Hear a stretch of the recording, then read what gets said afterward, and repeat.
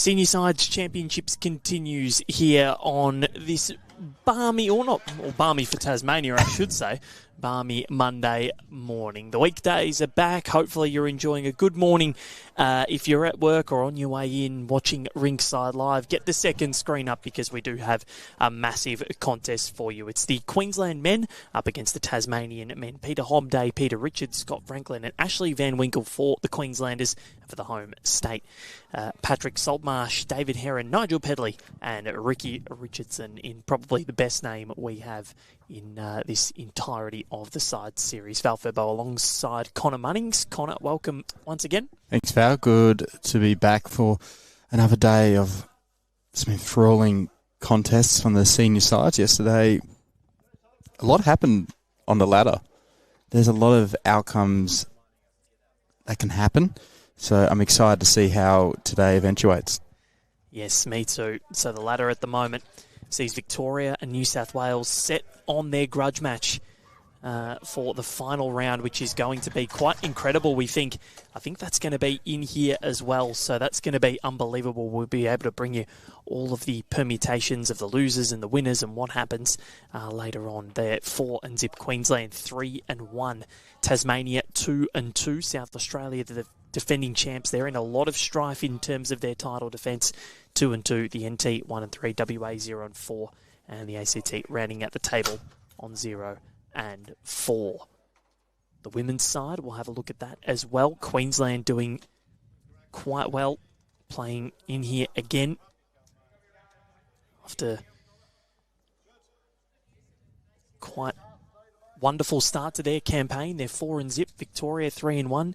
New South Wales 3-1. Tasmania 3-1. So one win separating the top four. And then we have South Australia 2-2. And the ACT 1-3. WA and the NT not having the greatest time of it as of yet. So the two leads jumping on again. Peter Hobday from the Broadbeach Bowls Club on the Gold Coast. We know that very, very well. 21 ends untimed. And these blue XGs working fairly well.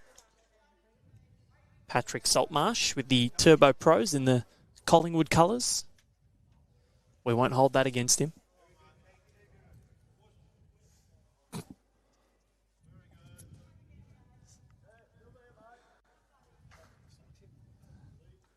So Troy Corbett is about to sit down. He's lost the tip of his pen. He's that excited. Just sprung out. Exploded. Yeah. I know he's keen to jump on with the two states that he's lived in, but I didn't think he was that excited. A great start from David Heron, jumping right on it. Late in for this Tasmanian team.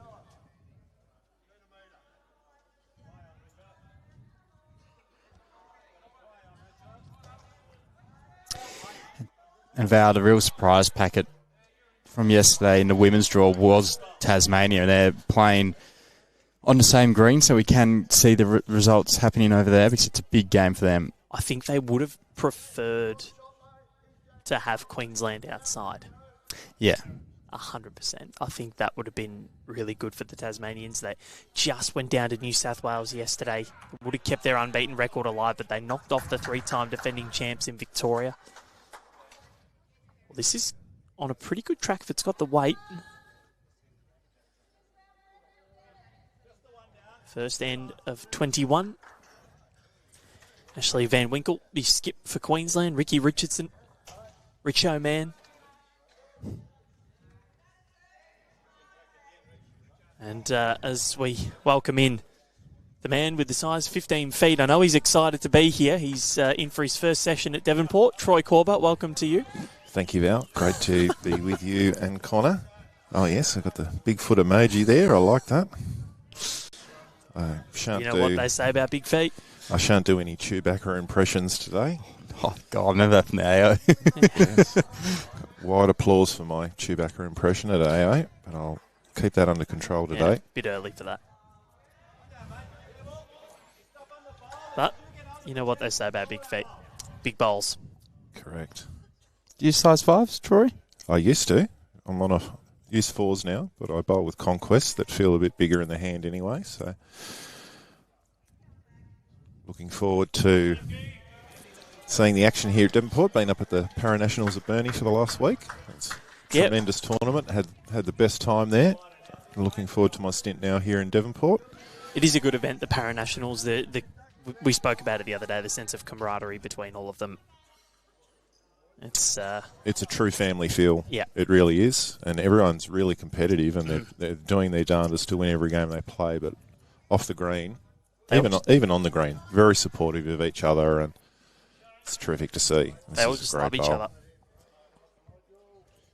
Yeah, that's a ripper from Nigel. Great start here from the Tasmanians. Pedalled through beautifully.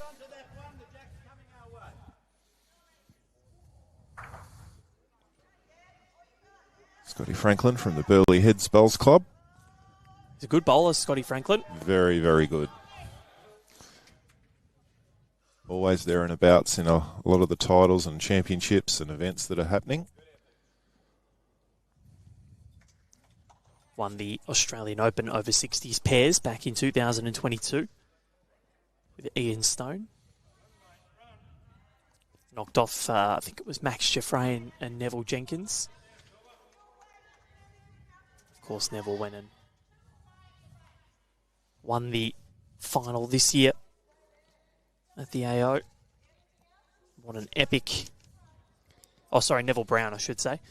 Nick Dorr and Neville Brown. That was an epic final. Absolutely epic final. Over Termite Tony Hinton and Warren Shipley. Had Termite on yesterday. So other rinks going. We've got Queensland's Greg Rolls against Tasmania's Greg Dowse. Greg's squared. Yep, Battle of the Gregs. Yep. And then also John Finlayson of Queensland versus Chris Norris.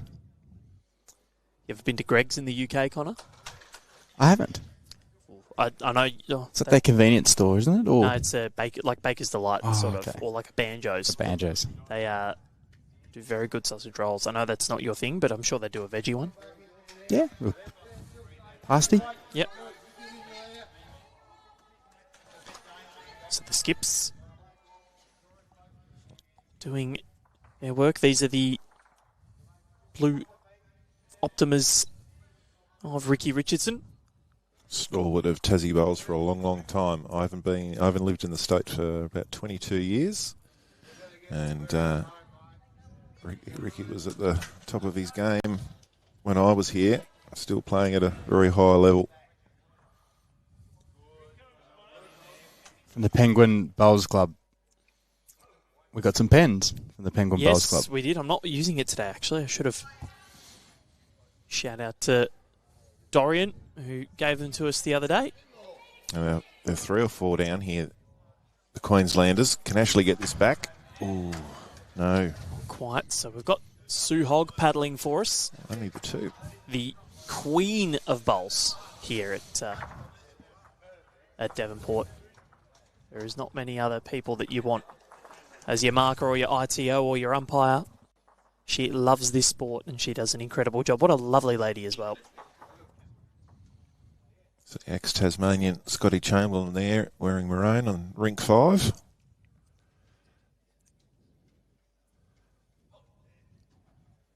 I can't lose today, Val. No, you can't. I like these Queensland Tas games. Well, I can lose. I can't. I'm sitting here between Troy and Connor. I got a coffee there. Bowls in front of me. What else do you want? Richmond to win another flag. That ain't happening. Eventually. We can't guarantee that. We hope. I mean, it happens sometime unless the club folds. That might end me. I think you're safe. Yeah. So where does Patrick play out of, Connor? Do you know Patrick Saltmarsh? I am... This is the one rink that Connor looked at and he goes, I'm not as much of I don't have as much knowledge of these players as the other 2 rinks because a lot of them are from the northwest. Uh-huh. So Connor's a southerner, for those that don't know. I will find it out, though. Give me... There's only a handful that I sort of know from my time in the state. Shane Young and Greg Dowse, Ricki Richardson. There are a few names that have been around for a long, long time, but quite a few new faces, for me anyway. Well, the Dowses have been a fixture in Tasmanian bowls pretty much since its inception in the state, 180 years ago. I was going to say, I'm sure their great-great-great-grandfather was at Sandy Bay that day back in the 1800s. Yep.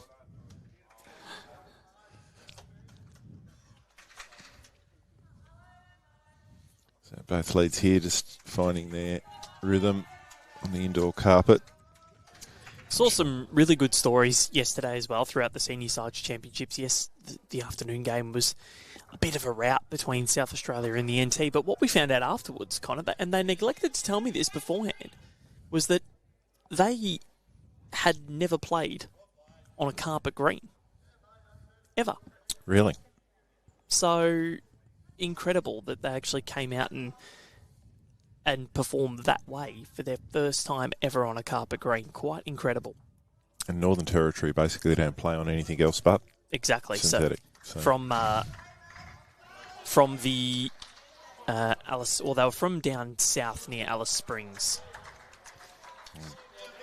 Tassie holding a good 3 here, thanks to Patrick Saltmarsh, who's from the Burnie Bowls Club. Troy? Yeah. Yep. You've been the last few days. I have been. And David Heron, who's from Kings Meadows, so he'll be used to indoor because they have an indoor centre at Kings Meadows. He started very well, David. We're speaking to the NT last night, Connor, at Subway. Bronwyn Hager was in there. Mm-hmm. And a bit of a wait for Subway. There was only one man in there and doing all sorts of things. And Uber orders. Yeah. Did you get an autograph, Val?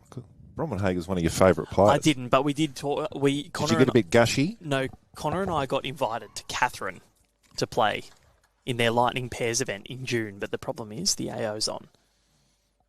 So we'd have to leave at 5 a.m. the next day after the AO to get to Catherine, so probably not as feasible. Oh, it'd be worth it. It would be, though. I'm definitely going to make the pilgrimage down to Catherine and have a look at the club.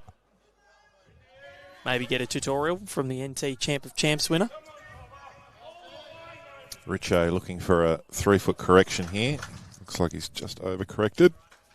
Him and Peter Hobday played a lot of bowls together at Broadbeach. Always helps with putting teams together. People that are used to playing with each other. So good move there, I reckon, from the Queensland selectors, putting the two Peters together. Peter Hobday is a mightily popular figure. I saw so many posts about him on social media. Bowls Queensland, Teasy, Aaron Sheriff, and so many alike. Just so happy for him to be out here. He's a great fella. I think he hosts a few players during the Australian Open as well. Yeah, you're hard pressed to find a nicer bloke than Peter. So early on the overall masterboard, Queensland leading 3-2. It's Nigel Pedley from Tasmania, who also plays at Kings Meadows. So both Nigel and David Heron skip a rink in the Premier Division up north. Ray Simpson has just moved up there as well. Yep, Ray plays 3 for Nigel. There you go. And Scott Franklin puts that yellow GTR the back of the rink. So killed ends, they're a thing. 21 ends, untimed. And in here, Troy, the games go a lot longer than what they do outside. We started early yesterday, and then all of a sudden we looked down and all the rinks had still finished. We started maybe, I think, 2 ends down by the time they even started. But because they are a lot slower outside, matches were a lot quicker. It looks like it's about to start raining outside, if it's not raining already, by the look of some jackets out there. I'm quite happy to be sitting here. Scott Franklin is on a pretty decent track here. Needs it to stop. just keep going, don't they? Yep. I think it's gotten quicker from when we first rolled before the under-18s to now. Val and I had a quick roll this morning, and I did think it was a lot faster. I was giving it a lot less. Yeah, because I thought I was giving it the same thing, and I just ended up in the ditch. I was going to say, did you keep any on the green at all, Val? Or? No. Oh, still 2 weeks left, mate. Yeah. 1.5 for me. We'll get you there. Carpet getting a bit worn out, getting trodden on.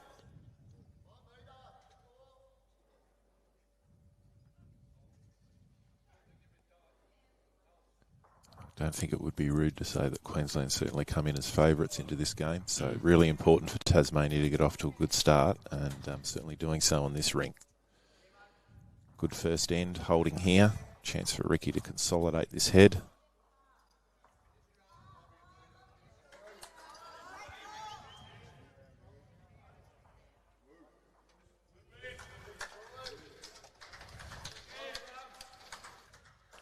Ashley Van Winkel, South African heritage. Heard him talking to Sue Hogg before. Plays his bowls on the Sunshine Coast. That one's just holding out. Look at that. Now it's starting to swoop. His weight was spot on. So Queensland in a pretty decent position at the moment.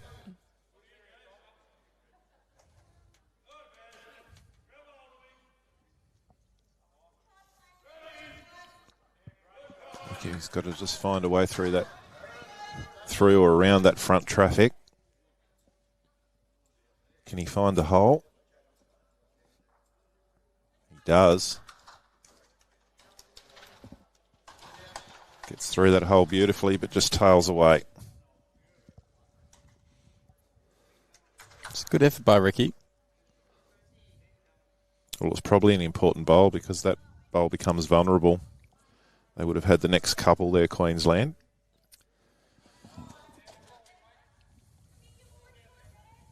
Not much of a correction needed. Can still sit and stay for 2 here. Ashley? I could be close to 3 if he does stay. I think the yellow one might be Ricki's last. Yeah, maybe.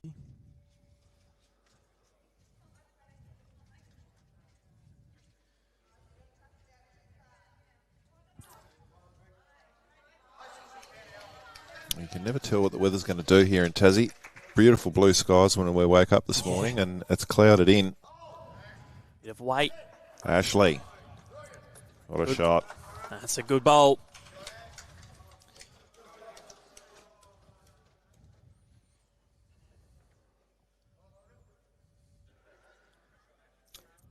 So, Sue Hogg, 3 red paddles aloft. You were right, Connor. So this is a really solid start, high scoring. And we've got Mr. Radio Robot saying thank you for today's coverage and the interesting commentary. Really appreciate it. Greetings from dark, damp and cold Nottinghamshire, England. Yeah, I think you've got us covered for the weather and how cold it is. Yeah, I'll be heading off to China throughout the last week of the Nationals, and it's winter over there. And I remember from last year, this is colder. Yeah, this is spring. Yeah, so the locals have been saying it's unseasonal. This time last year, they were in drought up here. Of course, it's when we're here, Troy. It's the bowls gods. So Pete's just struggling to find the weight on this carpet at the moment. Left a few short. He'll be wanting to try and at least pass the head with his first. Very much harder to correct if you drop short and then have to correct. It's easier to come back from going past the jack.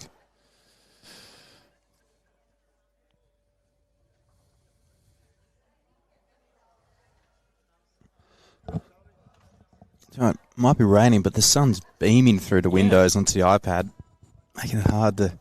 Yeah, now the sun's come out. See which camera I'm switching to. It's the great Crowded House sung 4 seasons in one day. Well, they wrote that song about Tasmania. Fun fact. There you go. They didn't, but You had me, Connor. well, they're touring at the moment. I think they're in Tasmania, playing in Hobart next week. I was really keen to go, but unfortunately, I'm up here. Actually, no, not unfortunately. Fortunately, I'm up here watching bowls instead.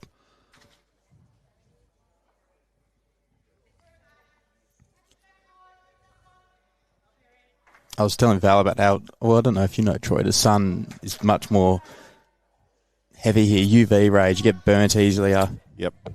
Skin cancer levels are higher. Burnie Bowls Club had a rotating sign on the TV warning the players about the fact of still wear sunscreen.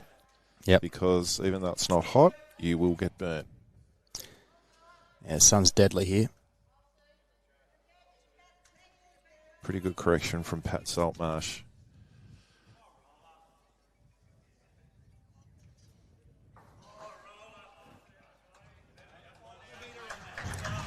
Great chance here. David Heron's started this game very well. I was very excited this morning, Troy, because the Tasmanian team skipped by Ricki Richardson, sorry, not the cricketer. No, I was very excited because Ricki Richardson, you know, we're in Devonport, and it's the home of Matthew Richardson. Indeed. I wondered how long it was going to take for you to bring that up. The legendary Richmond footballer. It's not the first stream he's brought it up either. No. Great shot here. That's a ripper. But no, I was very excited. I thought, maybe it's a relative of Richo. And it's not. No. So a little bit disappointed. But no, we are in the home of Matthew Richardson. So that should be celebrated. It's the whole reason we brought the Nationals down here. I demanded it. I said that this man must be honoured. We'll talk about Richos. What a shot. They needed that, Queensland. He's delivered.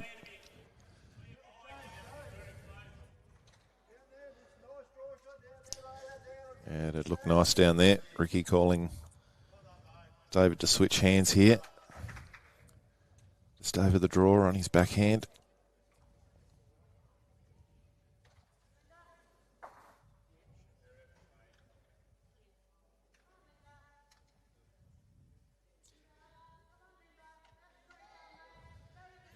It's great to see Mr. Radio Robot watching from the UK. We had we had Tennant Creek yesterday, people watching from everywhere. It was great to see. Even in the Ben Stokes home of Cockermouth. So that was great. Up north in England, we've had Scotland. Well, Ben Stokes will be heading to the Australian shores. We might be already here. Yeah, no, he's already here. Already here? Yeah, so unfortunately he wasn't watching in Cockermouth, but, No. you know, doesn't matter. We won't hold that against him. He's probably watching in Perth.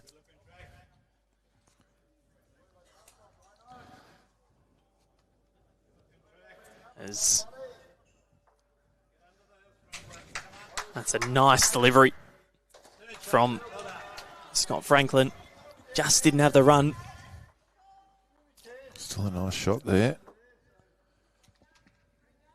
for Nigel Pedley.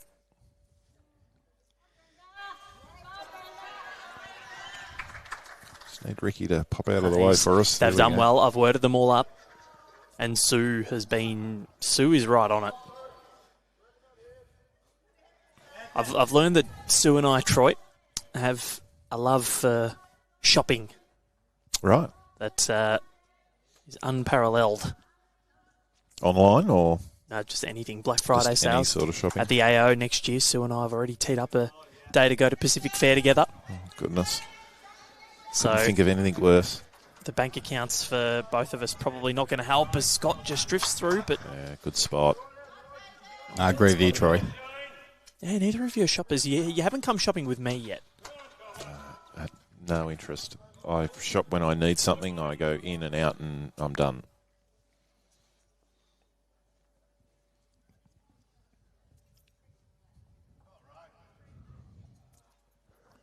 It's better weight here from Nigel, but just cut the line a little too much.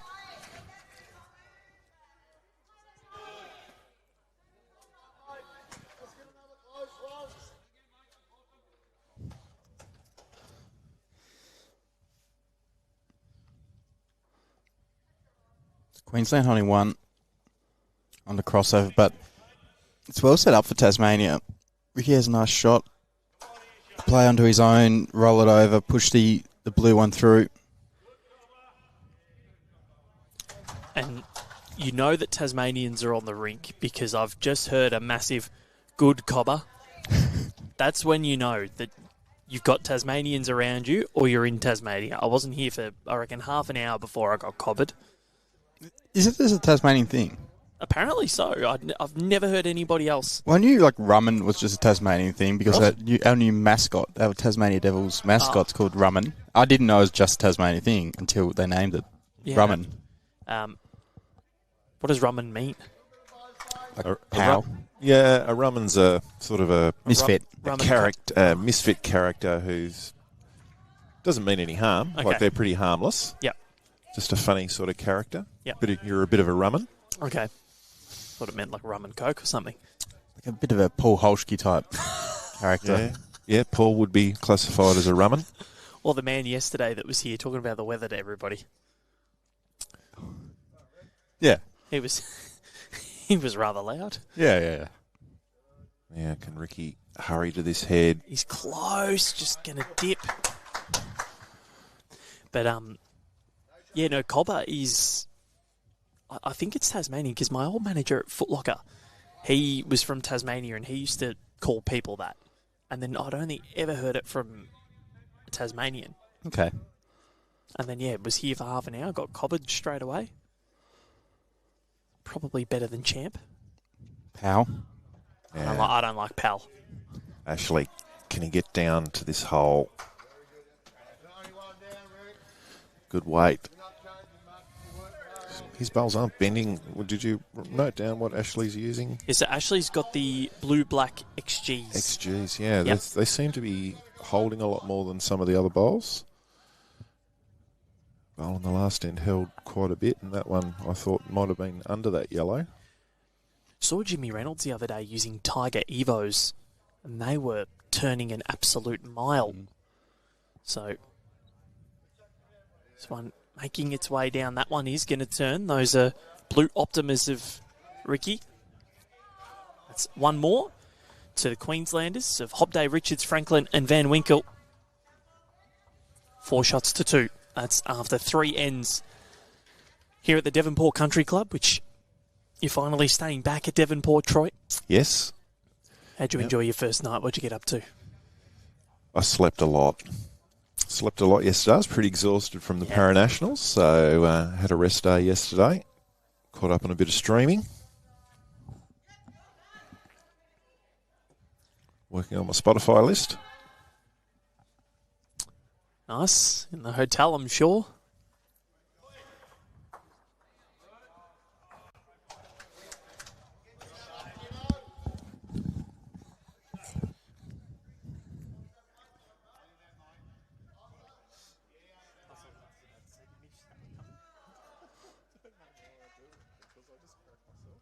Yep, and we're in cricket season at the moment, so Ashes start soon. Yeah, I'm pumped for that. I think Mitchell Stark first over. Hopefully we can get another first ball. I don't think it'll be Rory Burns. Rory Burns and Haseeb Hameed were seen off pretty quickly. I feel like every single English opener that comes out here, apart from Alistair Cook, just absolutely struggles. I'm going to have Brendan Doggett. Seems looking like way. he's going to make his debut. Yeah, he'll debut over there. Yep. Big, tall, bouncy, fast bowler. Looking forward to it, and we may even see 2 debutants. Jake Weatherald looking like he's in the right frame to open. Do you give it to Marnus or do you give it to Weatherald, Troy? I think the question will be whether they go Green and Webster because they're concerned about the bowlers. I would be using Webster then. If I'm concerned about the bowlers, Webster. Green hasn't been Bowling much at all. He bowled with some heat in that last Shield game. He did, He but looked impressive. Bo Webster has not put a foot wrong. And Bo Webb's got a fifer in that last Shield game. He did. As well. Yeah, he'll be stiff if he misses out. Could you play both? Yep. Love the slug. Slug from Snug. Yep. Where is Snug? It's down south in the Huon Valley, or the Channel, which is close. But no, Bo Webster 100% deserves his spot, deserves to play an Ashes Test match. Pat Saltmarsh here trying to find the channel. And he's just going to run through a little bit. So nice and open here for the seconds.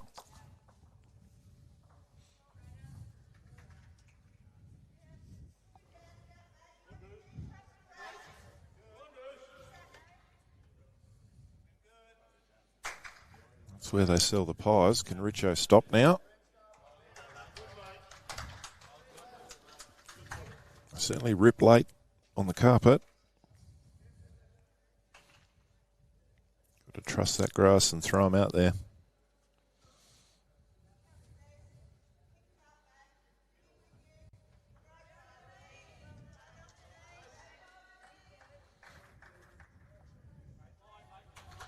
I've got to apologise, Troy. Yesterday I made the comment, I compared you to a baby giraffe. Did you? Yes. Okay. Thank you for owning up to it, Connor. That was very random, but... It just came out of nowhere.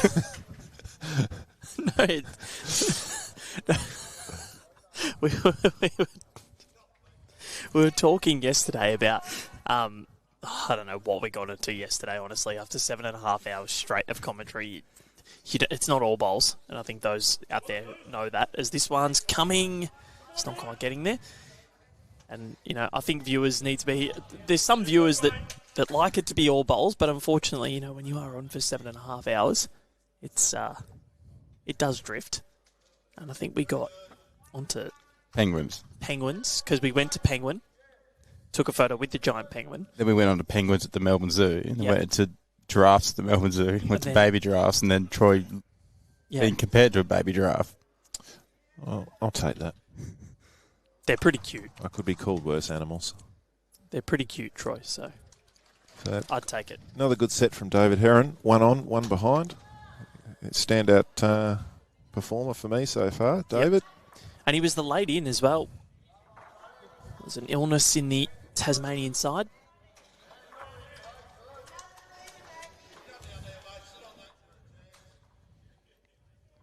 Scotty Franklin. Smile on the face as he comes back to the mat. Yeah, he's a lovely guy.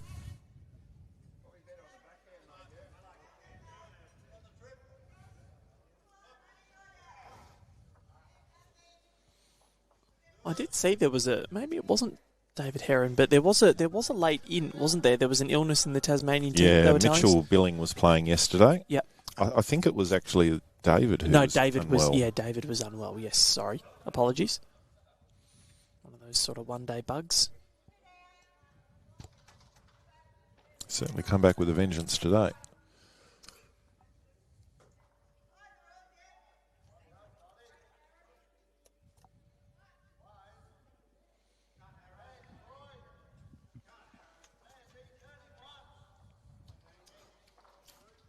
So Tassie will be looking to get another bowl in the head here.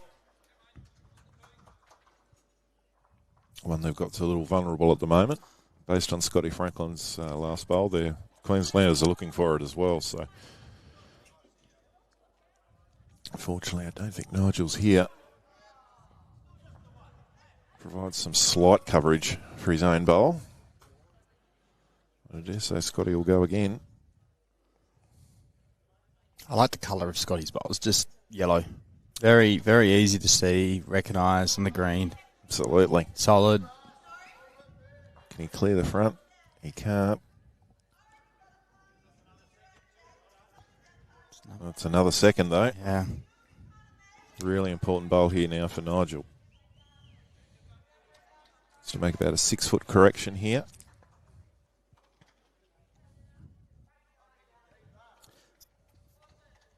Well, we talked about... Let's wait for this bowl to finish Nigel.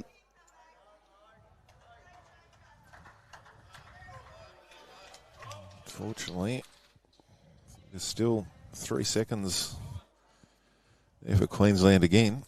A great opportunity for Ashley Van Winkel. We talked about David Heron B-Neil. Yeah, I think it was David Heron from my memory, but he has the last name Heron. It's a bit of bird flu, maybe. Oh, boom tish. Where's our symbols? We do have one. I don't know which button. I don't want to risk it. We'll have to work that out and have that ready for the next session. Yeah. Boom tish.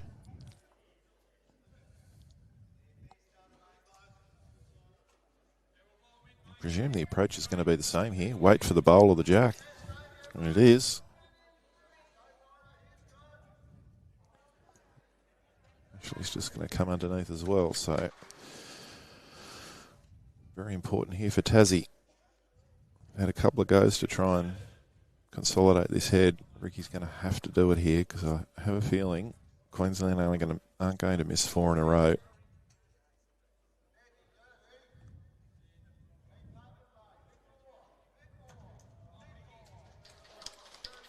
These Optimas will swoop home.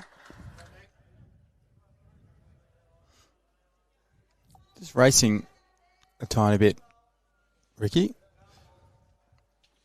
It's a big opportunity for Ashley Van Winkel.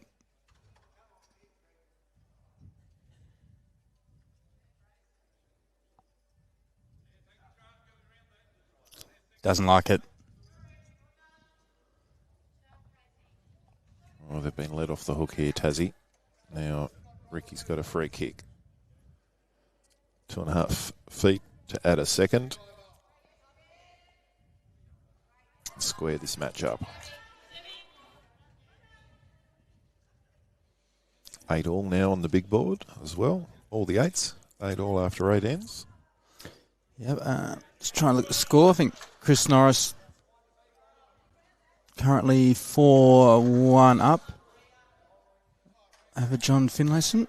It's definitely less weight, but has he got enough to reach and count? It's trying.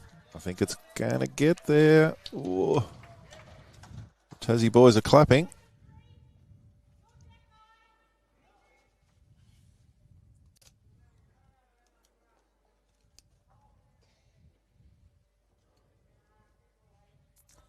Good old look at it.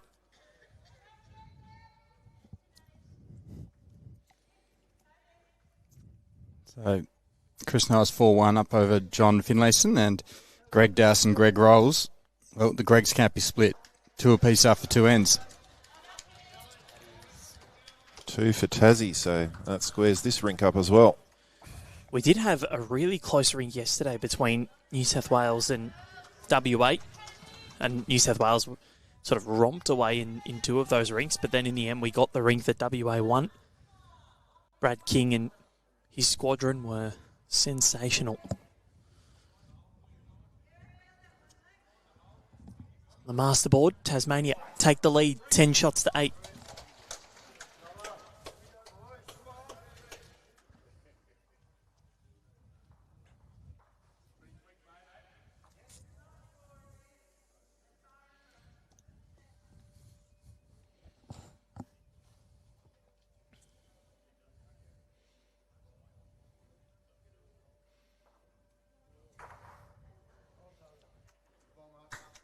Well, to use a Tassie expression that you hear on the bowls green a bit in the south.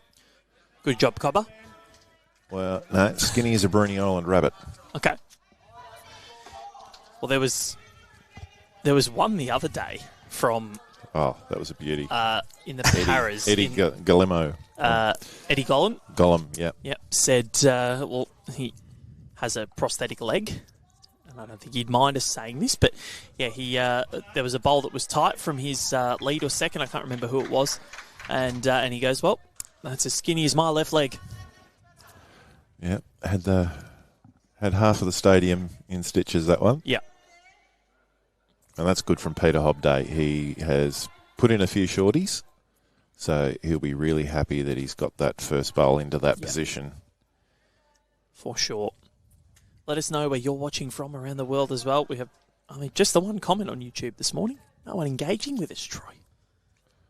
Let us know where you're watching from anyways. Even if you're right around the corner, you may get a mention on Rinkside Live. Yeah, it's a Monday. Everyone should be up and about. They should be at work, not doing work, but watching bowls. Second screen. Oh, you'd be forgiven. I think that's... Look, there's a lot said about technology these days, and what it can do. That's another really good one from Peter Hobdate. Good weight. That's better.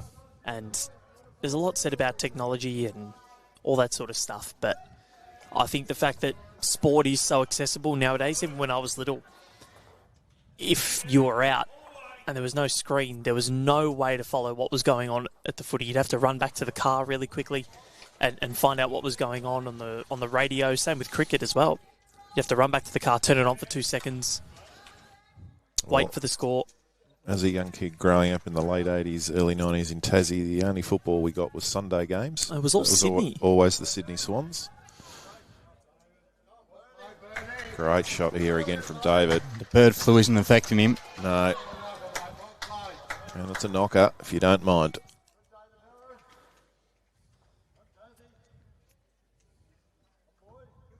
Playing very, very well, David Heron. We've got,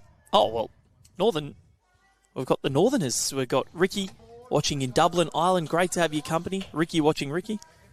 And then Edward John James watching from New Forest in southern UK. So great to have everyone's company from the UK. Have we got anyone from Cockfosters there in the UK? Give us a shout out. Whereabouts is that? It's north of London. One of the main train ending points. The trains that come from London. Yep. I was a massive Thomas the Tank Engine fan as a kid. So I think they've got a museum in England somewhere where they have all the original trains. Maybe that's there. So had good weight again there, David. Ran into the front. So we have Aliulio watching. Well, it's not Monday, Connor. It's a lazy Sunday night in Canada. So thanks for the coverage and thank you for joining us. Reggae Rollers watching from the UK. Metalla Kane watching from Mackay. Just started playing and joining a club. Absolutely fantastic. That's awesome to see. Yeah. Well done. And in as opposed to your comment before, as a skinny as a South Bruny Island rabbit, in the North Tassie, it's as skinny as a Fingal ferret. Oh, I like that. So great to have everyone on board here at Rinkside Live this morning. We've got Mr. Radio Robot again from Nottinghamshire. He's asking, can I ask the commentary team how you became involved in bowls and in what age? I had a much-loved uncle who introduced me to the sport, or me to Crown Green bowls when I was 12 years old. So after this bowl lies to rest, we'll start with you, Connor, and then get to Troy. Nigel, weight looks pretty good here. Can he get a clear run? Does get around that bowl. That is sublime. Brilliant. Peddling beautifully. Still there, that hit for the Queenslanders. Well, they missed 4 last end. They had 4 drives at the bowl last end and missed all of them. So they won't be feeling overly confident with the weight. Bit of a stun and run here. I'll probably see Tassie change their hands now. Yeah, so it's good how I became involved in bowls. Well, started when I was 10 years old. Got involved with my dad played down at the local club down at Cremorne, which I still play at. Well, after a bit of a break playing for Rosny, then I went back to Cremorne. But yeah, it's got me into when I was a young age and fell in love with the sport and just have continued it on 19 years later. It's a long career already, not even 30, Connor. And you, Troy, how did you get involved? 91-92 was my first season of pennant. I would have, as a 13-year-old, and I would have played before then, but back then it was a bit of archaic times. You weren't allowed honour bowls green and play at a club before you were 13. I was pretending I was Ian Sherback and Tony Alcock in the backyard with Dad's bowls as a real youngster before I was allowed to actually play on a green, and have loved the game ever since. This is a good bowl. Scotty Franklin. Wow, what a bowl. Not easy to do that at all.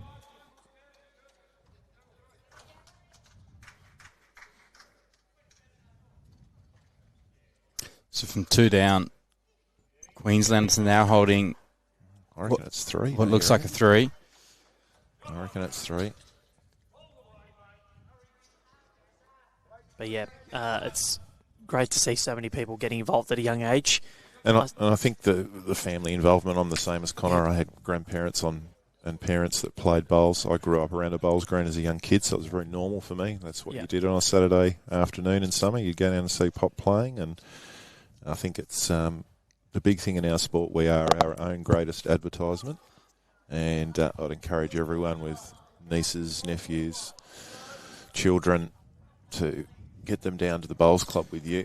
Sport, obviously, the whole family can play together. Yeah, and in some communities, the bowls club is maybe the only community hub they have. So I think for me, that's how I got involved. Cremorne, the bowls club is the place to be. It's the only kind of pub or cafe type place in Cremorne. So you spend a lot of time down there, and you see a lot of bowls clubs today that rebrand themselves as bowls and community clubs to try and get the community involved, not just bowlers.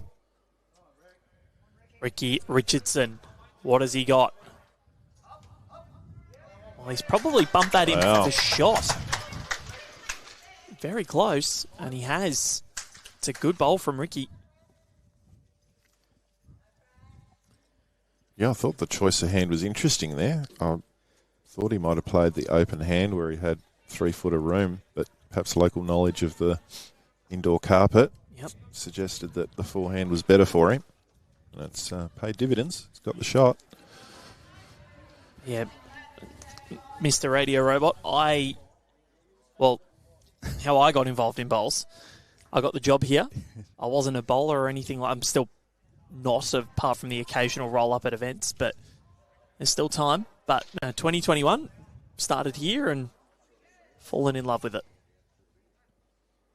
It is a game that the bug definitely bites. I know Bowls Queensland are currently running in conjunction with Bowls Australia a marketing campaign that clubs have signed. We've got about 60 clubs that are posting weekly for 6 weeks with different marketing campaigns with a common sign-up to try and get 35 to 50-year-olds involved in the game. And one of their, I think the post for this week was about the amount of people that say, I wish I'd taken bowls up sooner. You hear it so often. You do. So really encourage clubs and people to get people out on the green and catch that bug. Now, Ashley. Ooh, yes. He's got it in. That's one. And a Knocker as well. Yep. Neville watching from Essex in the UK. Danny Supple. Is it Troy Corbett in commentary? If it is, g'day, Skipper. It is Troy Corbett. G'day, Danny. Hope you're well, mate. And then Tony Carter as well, one of the club support managers here at BA. What a man he is. G'day, Val, Corbs and Connor. Great stories about the zoo. Go the Maroons. Good man, Tony. That marketing campaign I was talking about, he's sort of running that with Brendan Wilson there at BQ. I hope his arm's okay.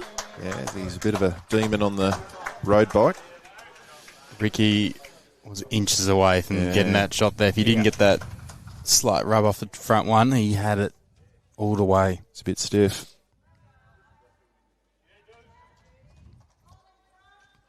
Now, surely Ashley's nickname is Rip, isn't it? You'd have to call him Rip. No, they actually did say that. And I must admit, I was talking to Scotty Franklin and he said he mentioned the Rip nickname and he started laughing. I just laughed with him. I didn't quite know what it meant.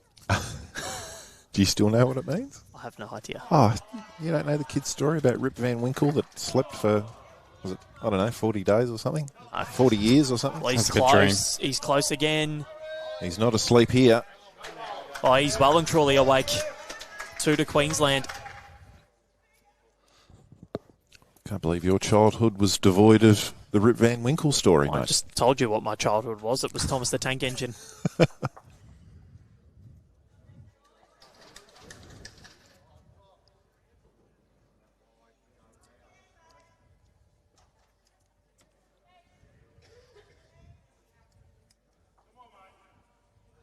So some great bowls from Scotty Franklin and Ash Van Winkle. Gets the Queensland team the lead.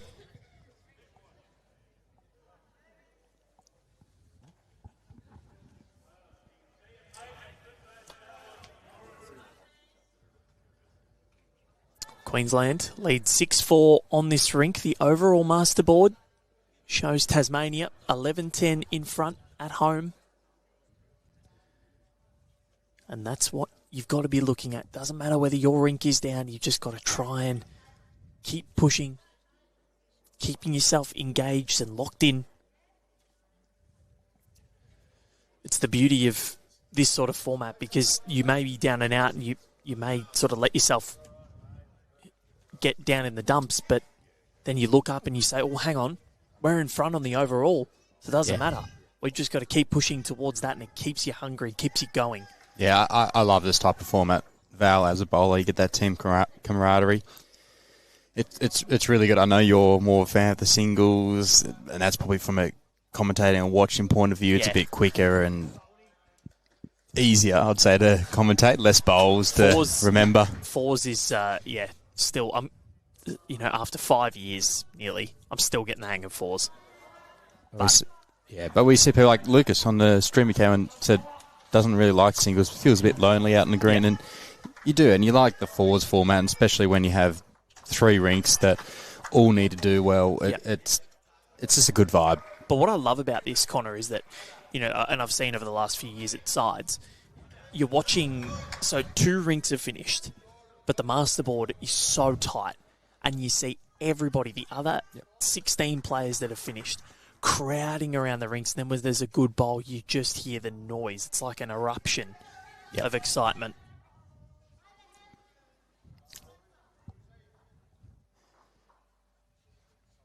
That's what it was like yesterday for WA New South Wales. WA knew that they couldn't win, but that rink win was vital. And you see a lot of cases, winning a pennant or a sides, it just feels better. I think winning with people than winning maybe an AO singles. While winning an AO singles is probably the pinnacle, it feels good. Pretty unbelievable. But for me, I like winning with other people and celebrating with them. A lot of people do, and I don't know, sometimes, when you've got the control, and I think there's a lot of I find playing in team events that I find a lot of pressure of letting other people down. That's the one thing that gets me. It's like you just want to do well for other people and not just you. Yeah. And then you don't mind if other people, make mistakes or anything. You're like, oh, don't stress. It's okay. It happens. But then when you do it, I find that I get really down on myself. David Heron. Great bowling. Yeah, I think that's why you see a lot of times where a champion team will beat a team of champions. It's an old phrase that gets thrown around a lot, but it's very true on a team event. 100%. Because of what you've said, Val. You're playing for each other, not just yourself. Yep. And teams that have that bond are generally the successful teams. And see, that's where I put more pressure on myself to actually do well, because you got other people relying on you.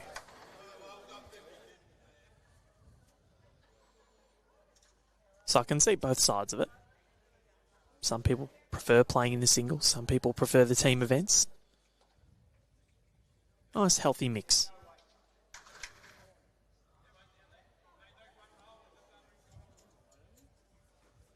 Can David Heron get to that back Queensland bowl? Well, if he gets around the front, it's a really good effort. Building a nice head here, Tassie. Heron is flying high. Good by you. We might see Wade again here from Scotty.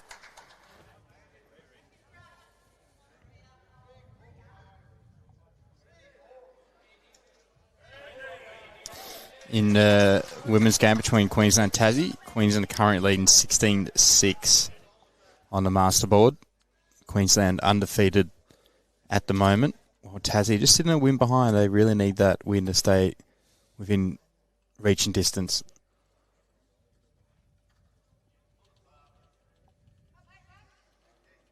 Scotty, he's watching intently. So he should, because this is close. Can he get a good result? Well, he has. He's got the shot now, I'd say. And his bowls come through to a nice spot at the back too.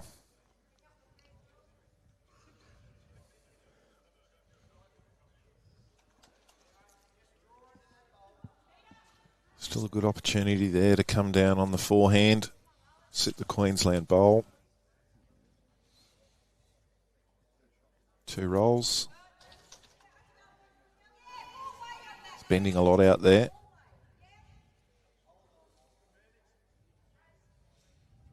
Great opportunity for Nigel to stamp his authority on this game. Oh, Ricki, out of the way, mate.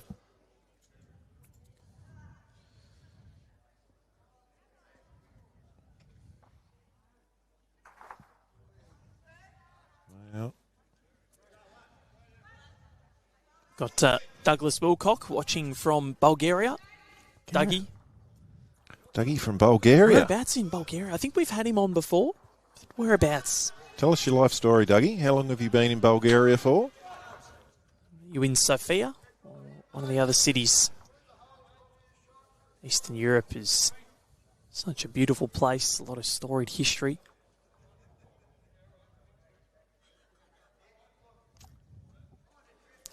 Got Greg Thelberg walking past, former state representative in the over 60s. Might need to get Ricki to just be mindful of our cameras. Sometimes you can forget. You remember for a few ends and then... Oh, don't stand right there. There we go. Yeah, white bowl onto the shot bowl looks good to me. Come on, Ricki.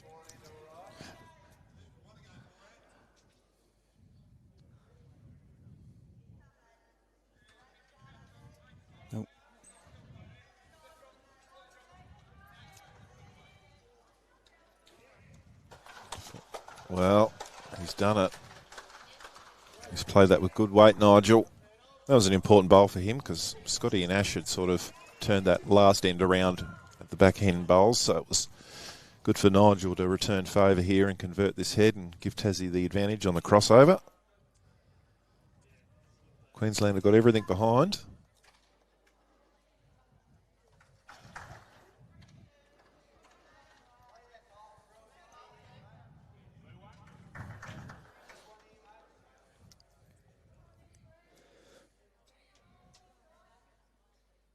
Rip's looking to get the white onto the shot bowl and spring the jack out, I think.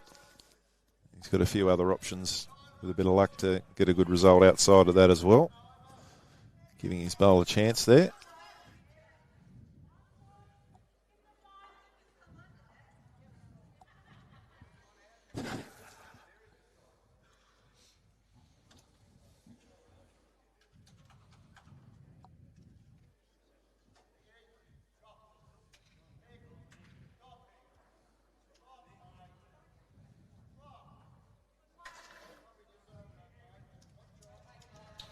See there with the scoreboards, Tasmania up on 2 of the 3 rinks at the moment and holding overall advantage 16-13 on the big board.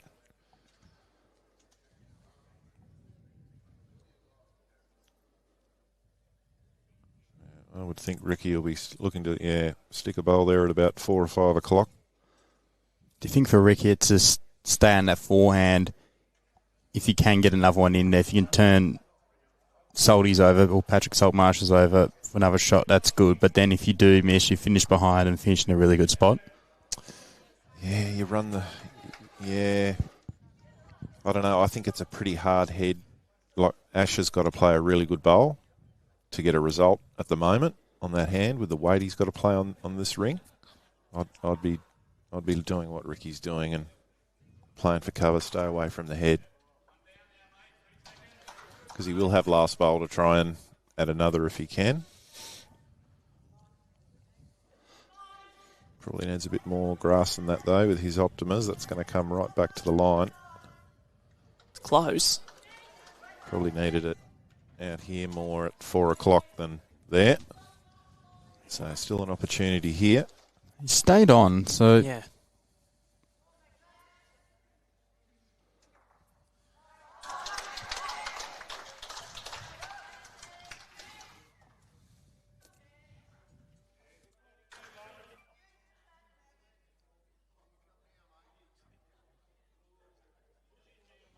Now, can he get lucky on the outside here?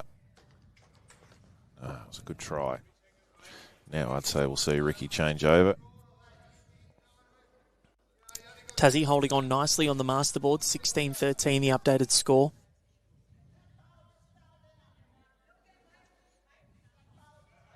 Been going just over an hour.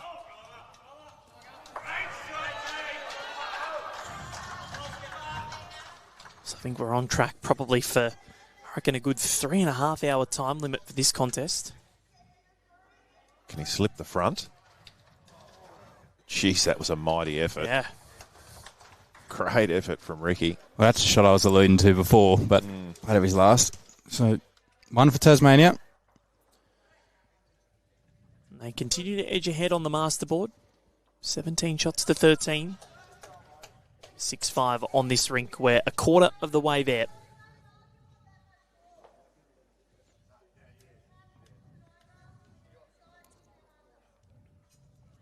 Not too much change as far as mat length and positioning is going.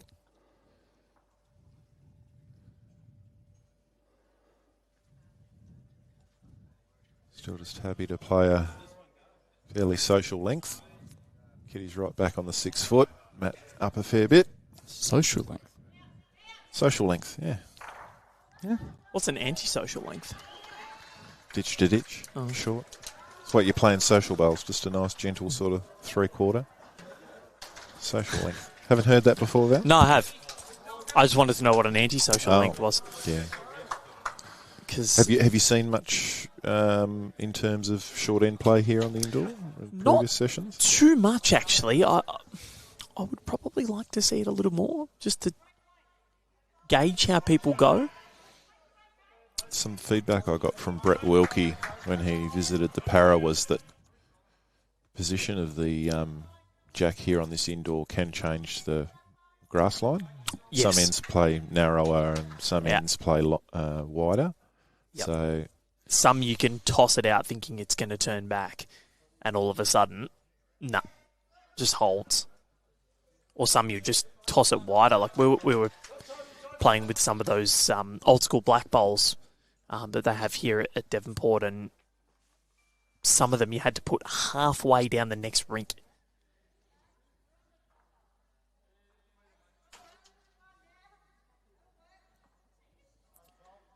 So, Patrick Saltmarsh.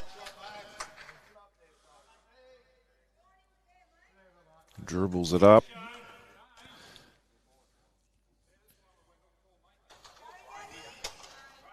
So this is really pivotal for the bronze medal in terms of Tasmania's hopes. Trying to make sure that they give themselves every sort of a chance. That's a good Peter Hobday. correction. That's nice. That's really nice. Shot, Pete. Right on the line.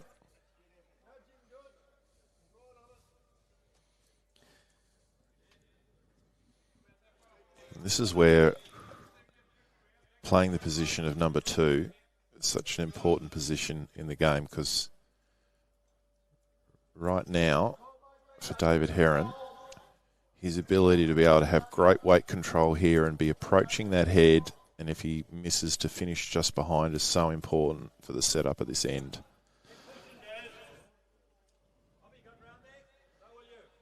Well, he has got behind. Is he going to stay on? So, yeah, not a great result for Tassie there. So this is where an end can turn, and Queensland starts building a strong head. Makes it very difficult for the back end. Richo is out on a great line. Well, and the weight's not bad either, Val. Richo man. I want to be a Richo man. I used to sing that at the Richmond cheer squad when Richo was in full flight. It's good fun. And there was a Dustin Martin song as well. In the form of, I think it was I Love You, Baby. Right. I won't sing the words, probably a little bit not suitable for work. It's this one from looks better. David Heron. making its way down. He's not far away. This is a magnificent bowl. It's a bit stiff. He didn't open the head up a bit more there. It's a good second. And Connor will be very happy to know that I just heard that David's nickname is Birdman. Birdman. Yeah, I knew that. Coco beware. All the WWF fans out there, I'm sure there's a lot of them that would be also tuning into the bowls. He was the Birdman. Coco beware. WWF. Is it still WWF? WWE now, I think it is. The Aussie Rhea Ripley.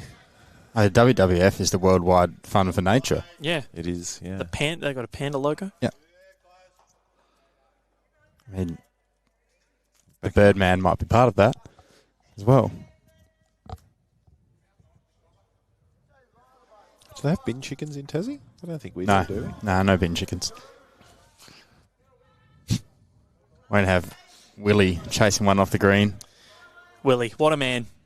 Willie Tan from Manning in WA.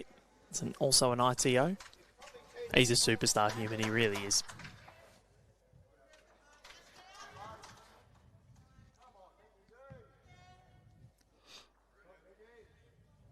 So if I'm Queensland here, I'm loading up the back.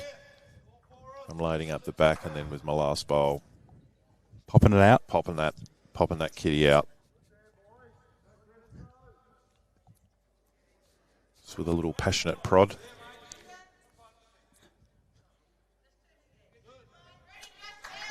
It's the only prod that's worth doing. If you're not doing it passionately. Yeah. There's another one. Yeah, they listen to you, Troy. Well, for me, Tassie have got to do the same thing. They need a bowl there at 7 o'clock behind the head. If it happens to get third shot, that's a bonus. But if it passes and stays at about 7 o'clock on the screen, that would be ideal.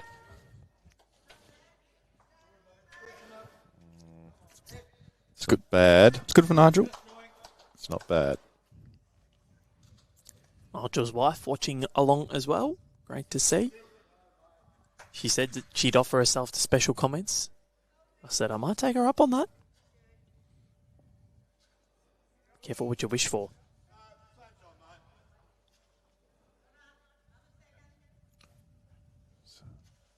Scotty's going to pull up short there, so we'll change over. It'll be interesting to see what Ricki elects to play here. It's a hard draw on the forehand. You have to be centimetre perfect to get it.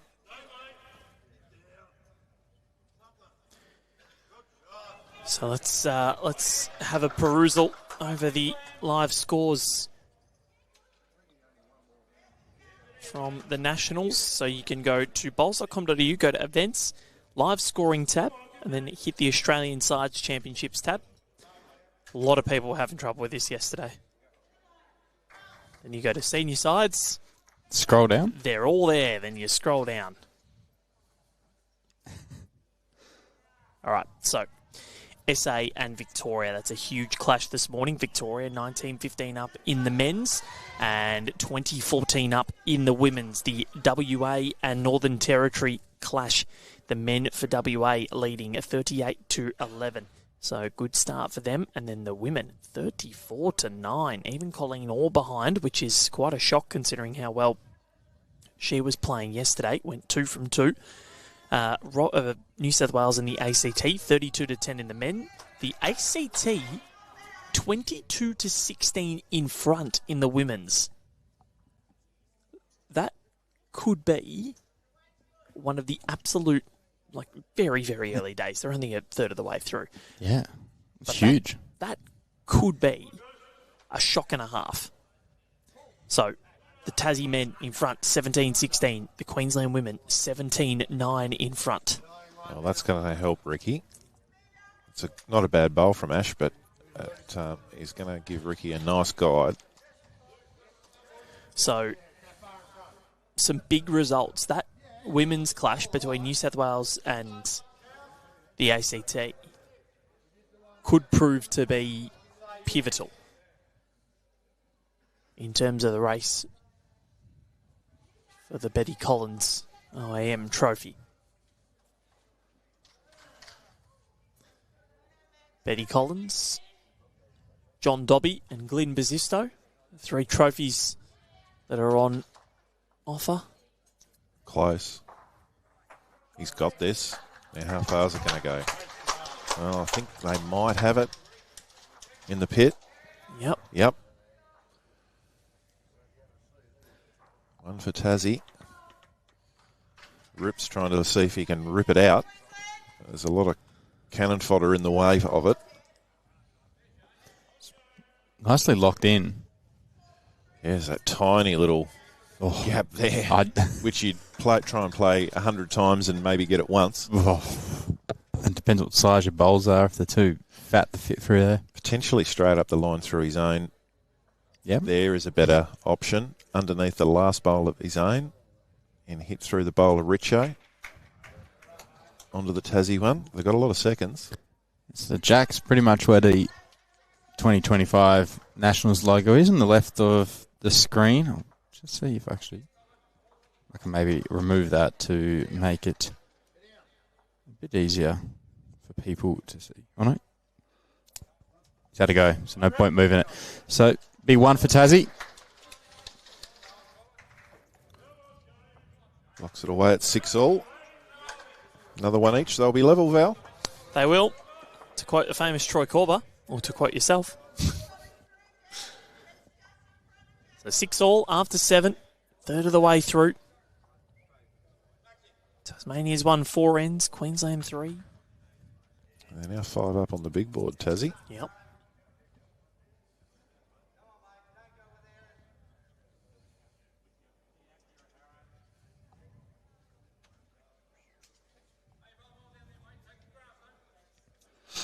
Spoke early in the game that the states that perhaps aren't as normally as strong as the bigger states, how important it is to get off to a good start and get themselves in the game early, and Tassie have done that here. So they've given themselves a good platform to stay right in this game and really push Queensland.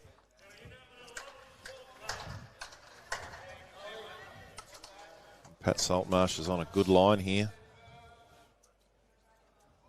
Terrific start. Oh, yeah. Great start from Salty. He won't be salty about that one at all. Nope, deserves a pat on the back.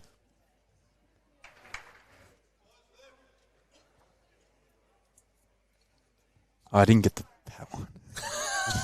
I got the salt one. I didn't. Do you need another coffee, Connor? Mine was slightly more subtle. Pretty fair reply from Pete Hobday too. Yep. Look at that. Can do it all day.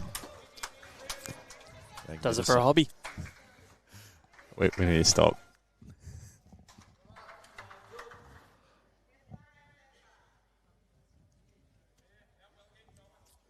Well, can Pat leave a salty taste for the Queenslanders?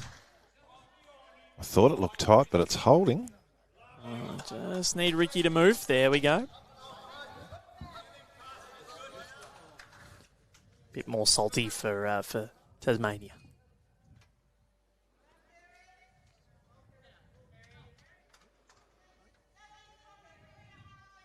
See a little kookaburra on the edge of the bank. Named Cooker. Well, I asked Peter, and I said, "What's its name? The mascot?" And he said, "Kookaburra." Well, I'll call it Cooker.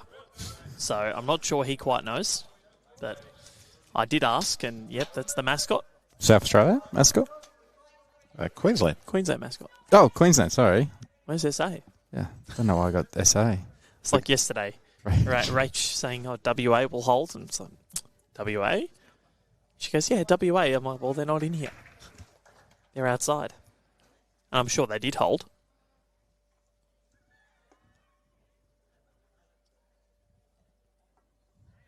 So great opening 2 bowls from Peter Hobday, 1 on 1 behind. It's exactly what you want from your lead.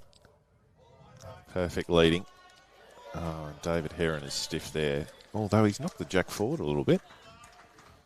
Got the 1. Wow. Sue Hogs indicated 1 to Tassie. There you go. So at first I thought that was going to be a stiff result for David, but he's launched that jack forward at just a smidge. He's playing very well, David Heron. Yep. my pick on the rink so far. Hard to believe he was sick yesterday. Beautiful weight from Richo. As you can see, both hands, that last couple of feet of running, the bowls really do hook back late.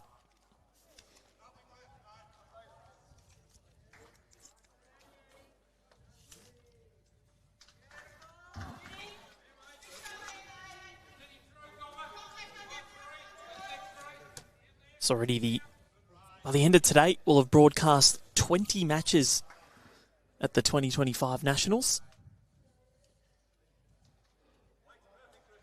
Across just a week. Sort of slows down a tiny smidge with a day off on Wednesday with no streaming. Of course, there's practice games for the sides. You got much planned on your day off, Connor? Partners coming up or coming down? They're coming up. Coming up? Yep. Just coming up this afternoon. So probably go for a drive somewhere, maybe down to Stanley, Boat Harbour way. Some nice beaches, some nice walks out there. Hopefully the weather is all right. Fingers crossed. I'll be pretty crushed. Yeah. But I think the main thing is getting a sleep in. Oh, you have no idea. Yeah. But watch us both on Wednesday morning. Still be at breakfast at 6:30. Yep. I'll be up at 6 a.m. I know it. And then I won't be able to get back to sleep. Hopefully I can get a good sleep until about 10 a.m. maybe. 10 a.m. I love a good 10 a.m. sleep in.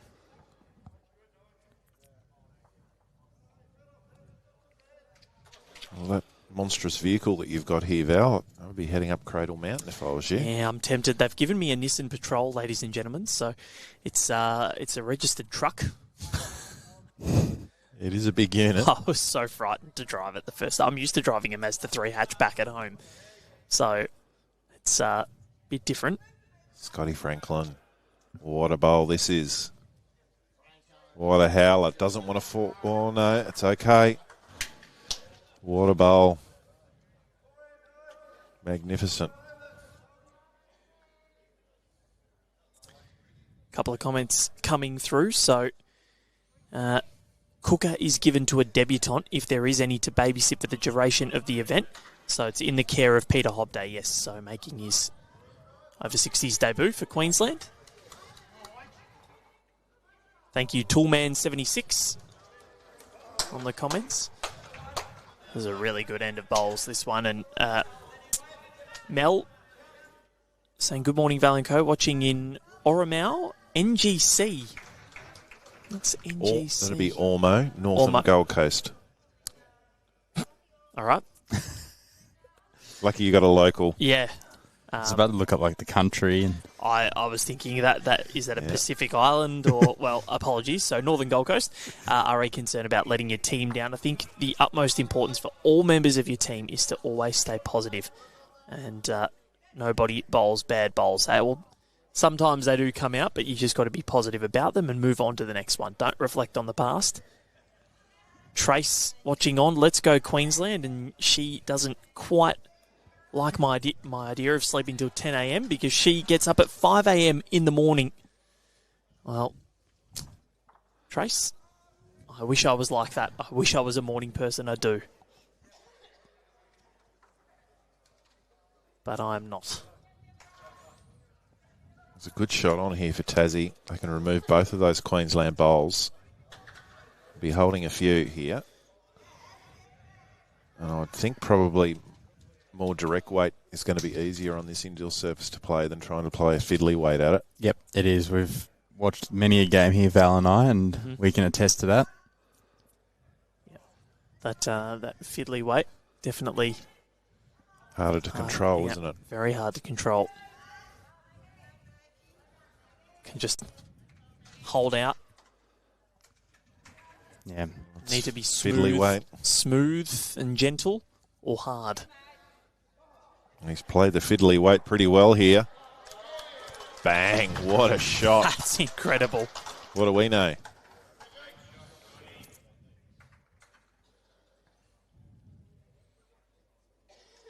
You can watch the replay of that fiddly weight.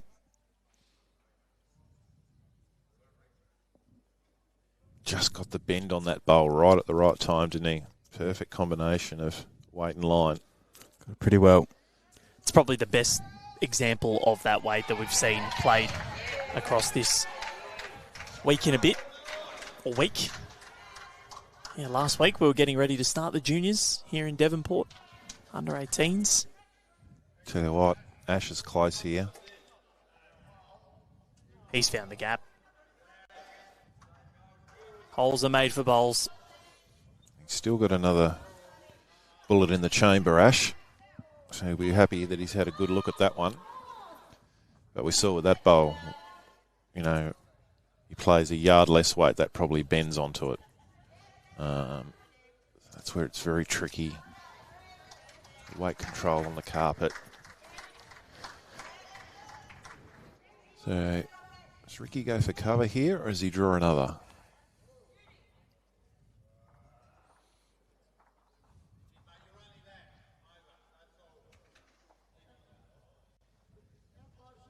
He's changing hands. So I dare say he's looking to go deep of the jack into position. I think just changing hands a bit safer anyway. There's less chance you pop into jack out. Well, they are 3 down at the back. Although, is that David Heron's bowl there? Yeah, I think it is David Heron's bowl. It's a great bowl. Oh, Ricki, Richardson, if you don't mind. Double R, getting it done. Got a little toucher as well, so if Ashley Van Winkle does get this and the jack goes back and Ricki's could follow and it'll still be in play. Dare say, we'll see plenty of weight. Still not extreme drive. It's that fiddly sort of weight. Nash's bowls haven't been bending. I'm not sure that's going to come back. Oh, we're going to have a clash here. Yep, wrong bias. Oh, no. That is... Oh, great dive and effort Scotty from Franklin. You need to get the replay for that. That is as good as it gets. Put that on the highlights reel. Yeah. That is Scotty Franklin. He's getting his Ashes call up next week. We'll just watch the replay of this fantastic save. Well, Scotty Franklin comes from nowhere. Look at him. Bang. Who did it better, Christina Van Nierop or Scotty Franklin? They both went down. That was amazing. But Scott Franklin, I think we can just stop now. That's probably the best thing we've seen all day. Oh, wouldn't you be annoyed if you're Tassie and Ashley Van Winkle gets this? Because we can safely say that bowl was not going near it. I'll tell you what. No, it's going to hold, but is he going to get second shot out of this? No, he's not. Well, Troy, in the nature of good sportsmanship, if that happens to you, we use bowl one the wrong bias, I was nowhere near it. Let's bowl one on the wrong bias. Yeah. Well, that was a wrong bias next door. I'm not sure who did bowl that. Oh. But no, they've got a jack right on the edge of the peg. Oh, they do. So that's why they were out so wide. Yep. That was incredible. Scotty Franklin. Kind of want to watch the replay again. Yeah, have you got it? Yeah, right of measuring. Yep. So this is it. See the bowl trying to get to that jack on the other side.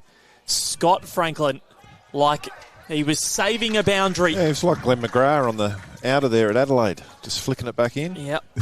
But meanwhile, it's a 4 to Tasmania. Well, that's going to get a reel on its own. Scotty Franklin, are you going to Perth next week? We've replayed it twice. For the Ashes? He's in. The Australian selectors have got him in. Yep, batting number 1. He's got carpet burn. Oh, that's going to take some topping for the highlight of the Nationals. First aid on rink 6, please.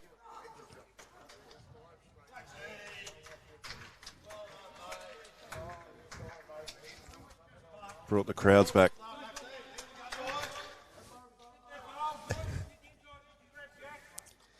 Joe Franzi, Scotty Franklin, the reflexes of a burly water dragon, outstanding.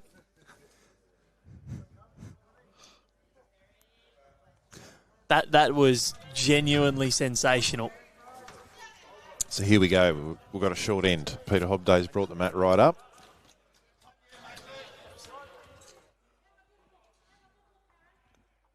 This is our first look. Let's see who can adjust first.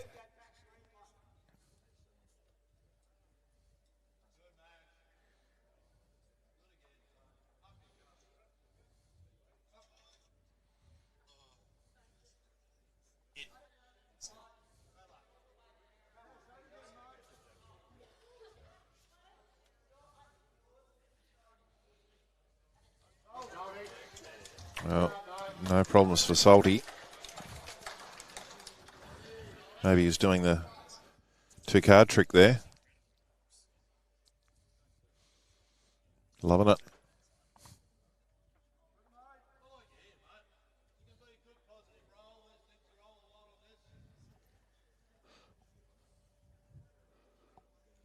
Game is bringing all the highlights. Quality bowls, quality saves. What more can you ask for? Just need a streaker or something. Oh, no. Don't encourage people, Troy.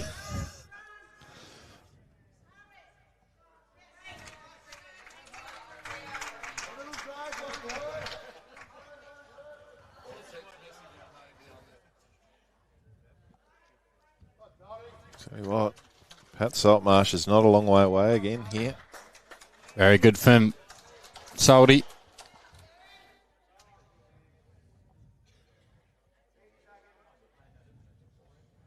So the lead on this rink is the lead across the boards at the moment. It's 25-21 at the moment for Tassie after 22.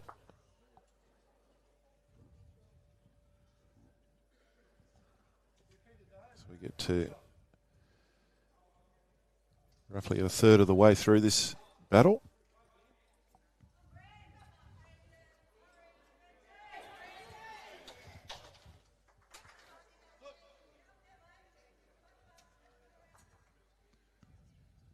And I don't know if it's just me, Connor, but it feels like it's dropped about 2 degrees in here in the last 5 minutes or so.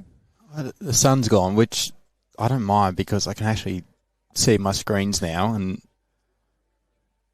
don't need to look at the green of what's happening. I was foolish and didn't bring my nano rug with me.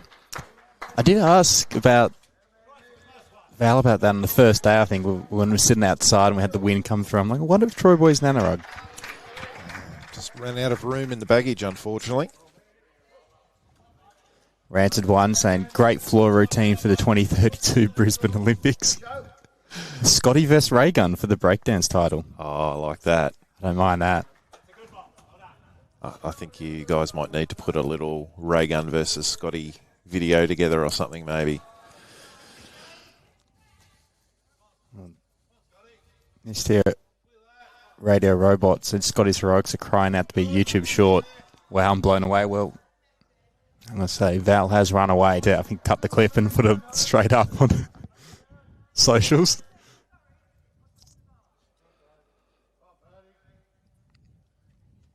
The Birdman just needs to stop.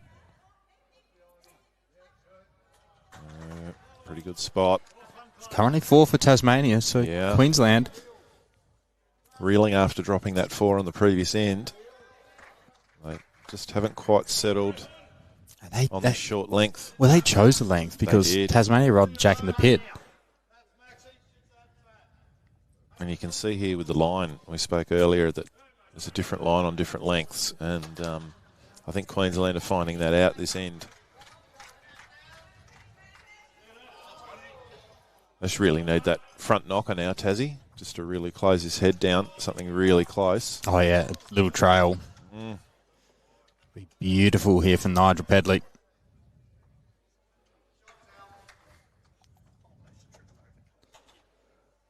Just heard from Val, he almost tripped over coming back to the comms box. He's very excited, our Val, at the moment.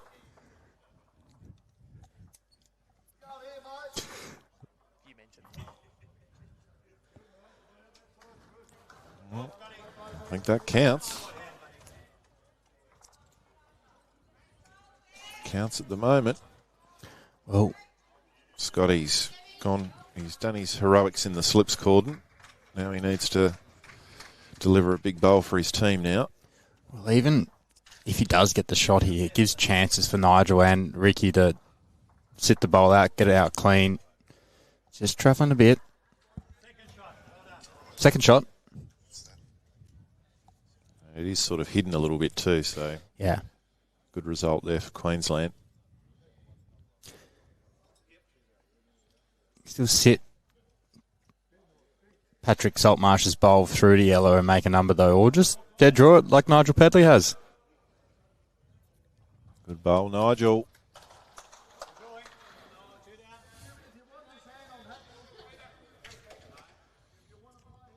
Scotty's going to come out on his backhand now. He's got a bit more going for him out there now with that Jackalow bowl. He looks under the line here, though.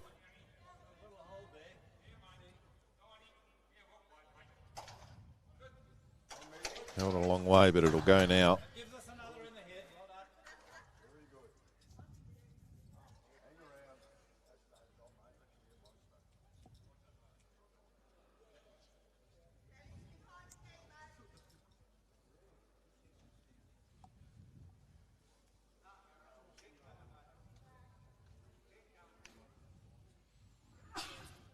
So your next challenge, Val, while you were away, we had a comment of Scotty versus Raygun for the breakdance title. Oh, Scotty wins hands down. We need a little mashup video of Raygun versus Scotty. I don't particularly want to give Raygun any more airtime. She's kind of disappeared a bit. For good reason? Yeah. She's had her moment. Yeah, it didn't really work out. Or maybe Ray Simpson. Oh, she was nicknamed Raygun. Poor Ray. Well, no, she said that no one's allowed to call her that anymore, so I do apologise. Handy spot from Ricki.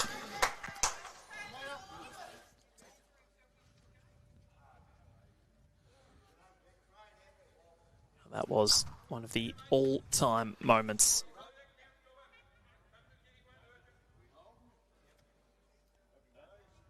Ash, can he get down? Just had that weight on to hold it out. So holding two, Tassie. Ricki can add a third here.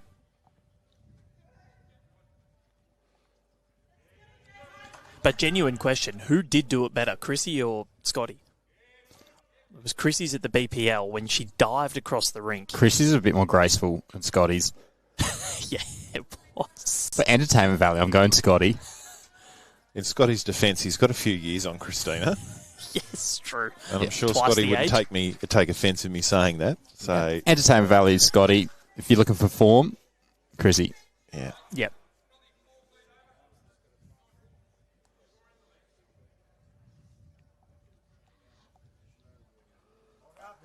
Surely he's just got to draw the shot here, doesn't he? I'm not sure what the conversation's about, whether they're looking to try and take the two bowls out or what they're trying to do, but he trails at 18 inches. He could make 2 or 3.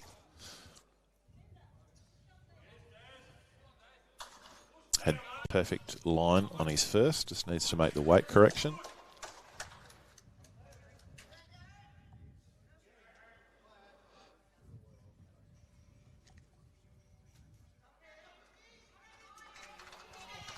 Is it going to get under the front?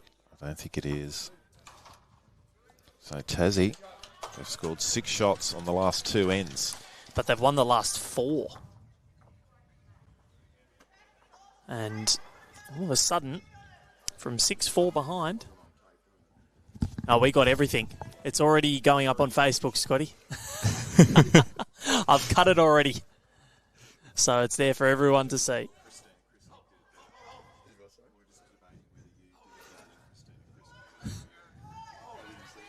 Oh, well, I'll send you the videos of both. It'll be on. I'll put it on socials in a sec. Who did it better? We'll have a poll. Yep. No, we will do it. Don't worry. We're going to be able to milk that for years. I mean, Friday with the Ashes starting.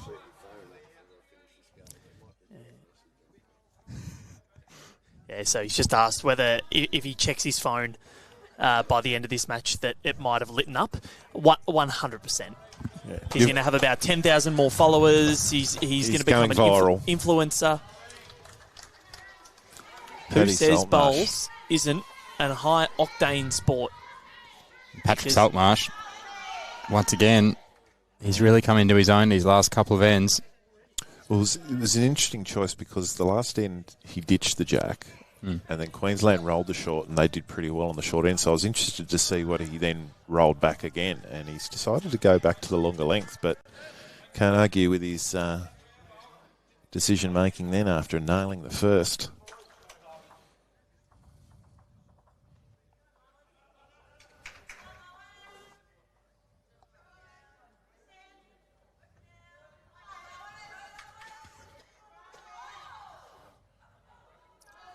I think Ricki to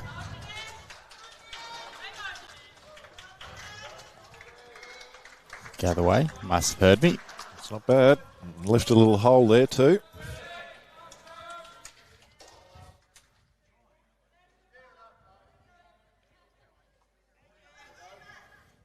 Fixed stance delivery there, a Peter Hobday.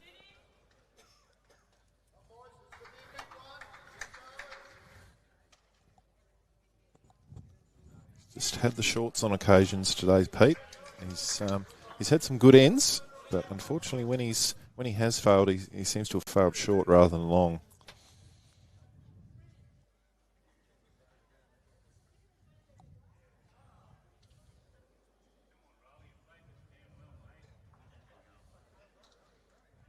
And the bog at the moment, David Heron, the Birdman. No, I think there's a new bog. I'm sorry, doesn't matter what happens. That dive deserves it. Oh, look at that. Mr. Radio Robot. Scotty nursing a carpet burn. We can forgive his narrow line. He's a living bowls god. Oh, he'll be able to milk this forever. Never have to buy a beer on the Gold Coast again.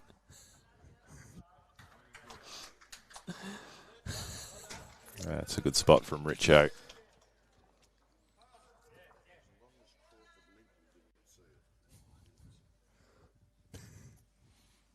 Scotty's hoping that Crawford Linton has seen that happen.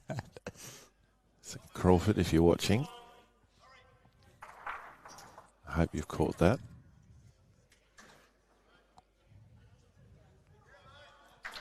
So David switching to the backhand side. Wants to hold to get around that bowl. He's not going to, but no, slips away. Geez, look at that take off. 2 back or so for the Birdman. Well, I think if Tassie fail again, I think we'll see weight from Scotty. Yeah. Ideally, Nigel would probably just want to match that back bowl and count and make 3, not increase the target. Yeah, they do need another one in there because those 2 of Pat Saltmarsh's will both go and they'll be in a bit of trouble 4 down. Looks a bit appetising from the mat, doesn't it? Yum, yum. Yeah. Pedals. What can he do? It's out in a nice high line. It'll rip home from out there late. I like it. He's around the front. Can he tuck the jack? He can. Oh, yes. What a bowl. That is bowl of the day. And a fist pump. Brilliant.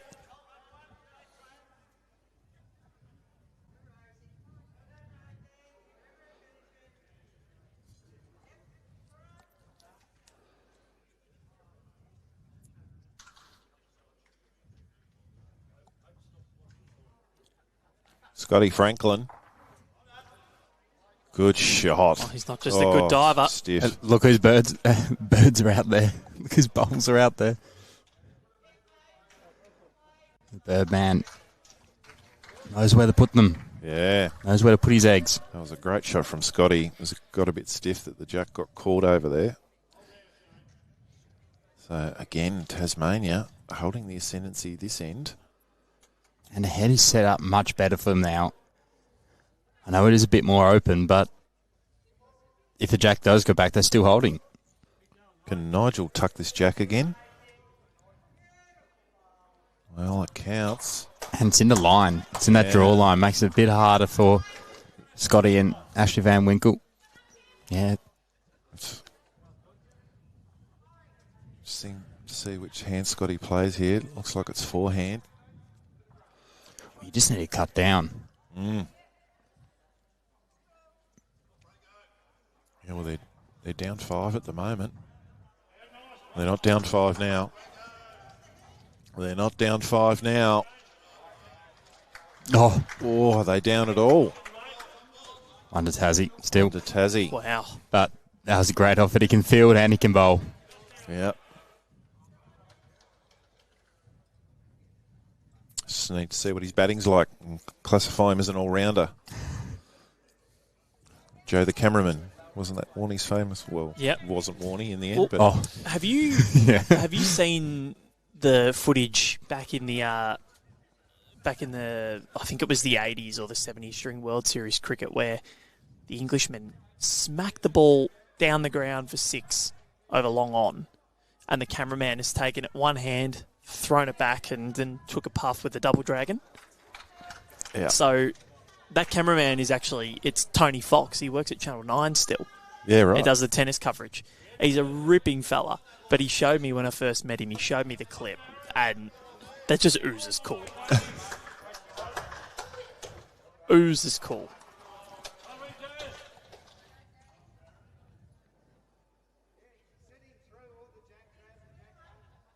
Yeah, if Ricky's got his weight right, this will rip home. Jeez, he wasn't far off. There's another one in there. If Ricki can somehow dislodge that yellow, he's going to make 6, 7, 8. We nearly saw an 8 yesterday, Troy. It was very close. It was a 7. Yep. It was 9th shot, I think. This was where the shot for Ash, I think you got to take your medicine in here and try and bowl to position with your first bowl. 7 down on the big board. You do not want to drop a number. Ideally getting around 3 foot behind the line. Because if you're Ricki, if I'm Ricki, I'm going to try and play to try and spring that jack back a couple of feet. Yeah, he doesn't need to change too much from his first, Ricki.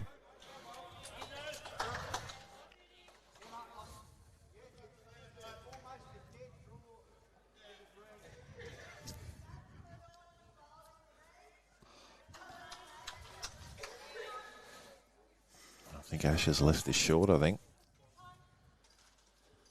Yeah, be brave, Ricki. Go for it. Yep. Yeah. No, just calling it. Absolutely. Yeah, if you get the bowl out and pick up a 5, or you get the jack and pick up a 5 as well. Yeah, I don't know if that bowl goes clean, does it? Probably locks on that other one. I reckon jack's best result. Squirt that jack. Get a good chunk of the yellow first and onto the jack. Not an easy shot, but it's there.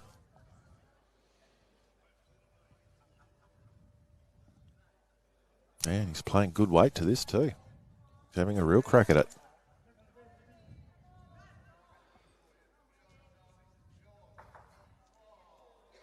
Oh, wowzers. Well, that's okay. Still holding. It does give Ash a bit more room. It's worth playing. Yeah, it's the right shot.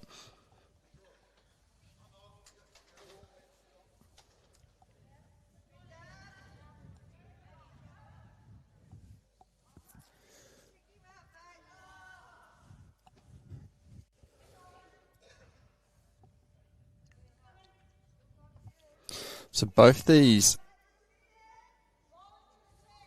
teams actually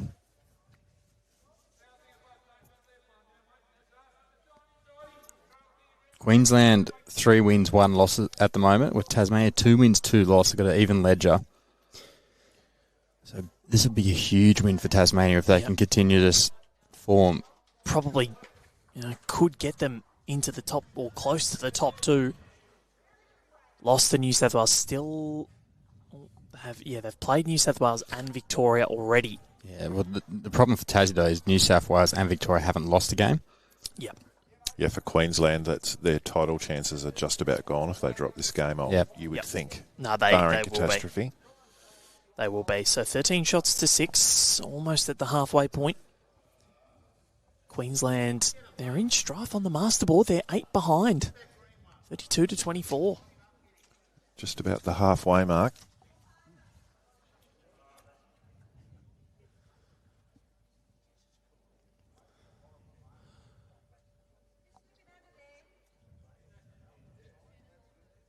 I'm still getting over Scotty's dive.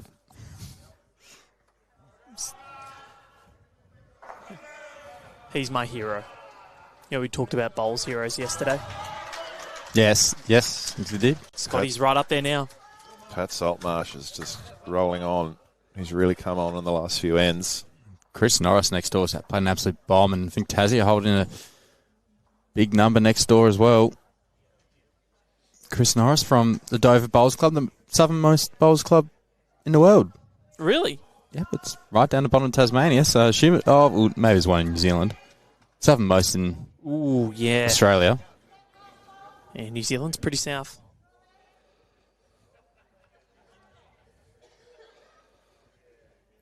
We need to take bowls on the road to Antarctica. Put up a portable rink. do.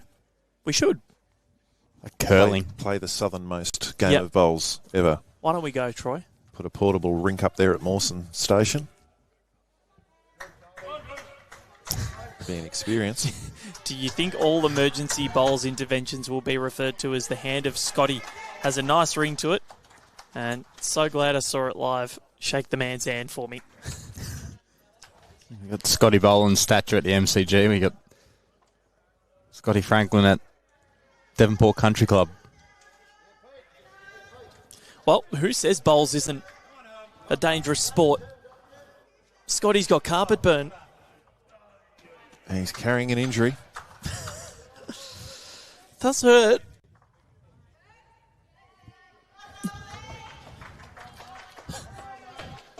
We didn't get a blood rule call. We didn't have to call time for the blood rule.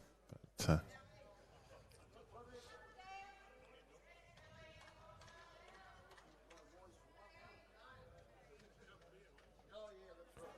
David Heron, he's thrown this one right out. The Birdman, he's swooping in. He's done well. He's come home beautifully.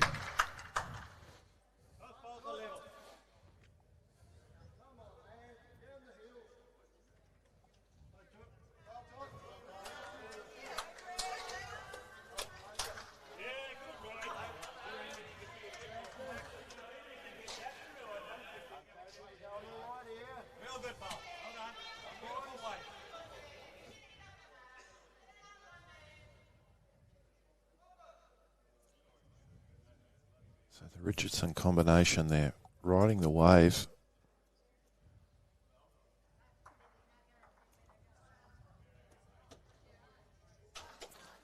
Queensland led 6-4 after 5 ends. Mm-hmm. And have not scored since.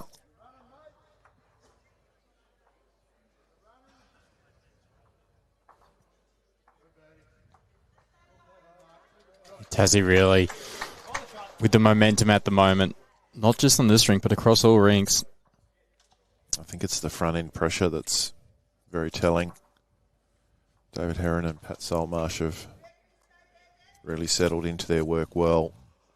I also see Shane Young with the jack over and Greg Dowse's ring, so it must be another count for Tasmania in the overall scoreboard. Yeah, this is looking really precarious for Queensland. Almost, they could have given themselves a shot at the title last year. South Australia won it overall. Their women playing really well, unbeaten so far. Bring you some of those live scores from the Senior Sides Championships, and we did have that result between the ACT and New South Wales. So we'll let you know what's happening there. There is a lot of excitement brewing here at the Devonport Country Club. So SA and Victoria, the Victorian men leading at 39-25, but the SA women have stormed back to lead 33-28. So the three-time defending champions, they may just be cooked. If they lose again, they are in a world of pain. WA leading the NT men 59-20, and the women leading the NT women 48-21.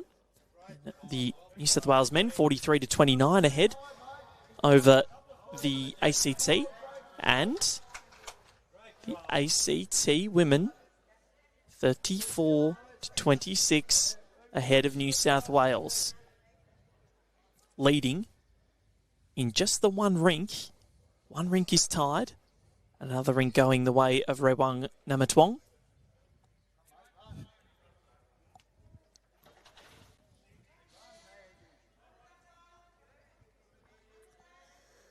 I'll tell you what. Nigel Pedley. He has it on a string. They've got all three of them playing really well together at the moment. And look where the Jack's going. If they make contact, it's going right back to Patrick Saltmarshes, who's splitting those two blue ones at the back.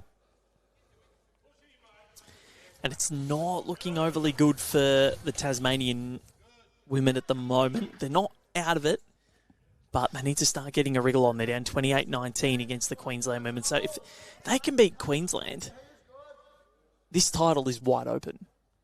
Wide open. I think they'll be shattered they got Queensland in here. They would have loved to have played them outside, like Victoria.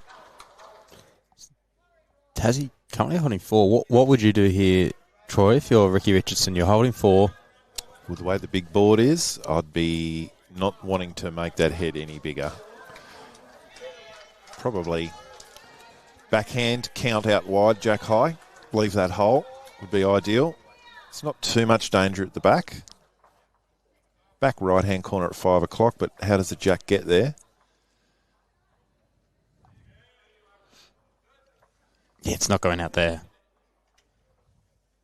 I'll never say never. No, I'm confident. I'm confident it's not going out there. And it's someone moves it with their hand. Yeah, you would not want to be fattening this target. Those holes either side of the jack are good for Tassie. Ricky's playing a nice wide line here. Yeah, I think he decided to get round the back. Just needs it Right to the back. Yeah. Beautiful. Good spot. I mean, there is a chance on the forehand getting the kitty clean. It's a very fine chance, but it could then go through there. Actually, he could. I take back my statement about not getting back there. It can. And I think that's the hand they'll probably play. Yep. Looks like he's lining up on the forehand. Yep. It's a big bowl here needed by Rip. He's a rip in there. He's ripping too much. Can he sit the third shot? No.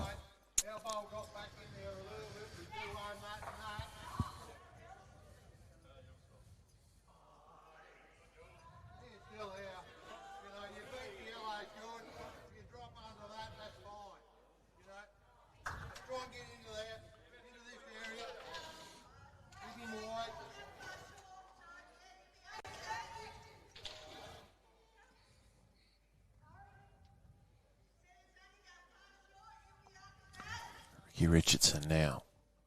Can he add a fifth and not bulk the target up? That's his challenge.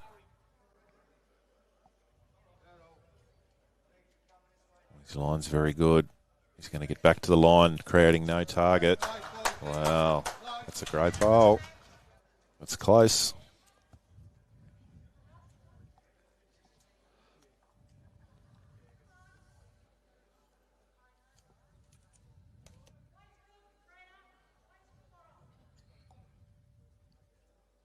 Looks under the line.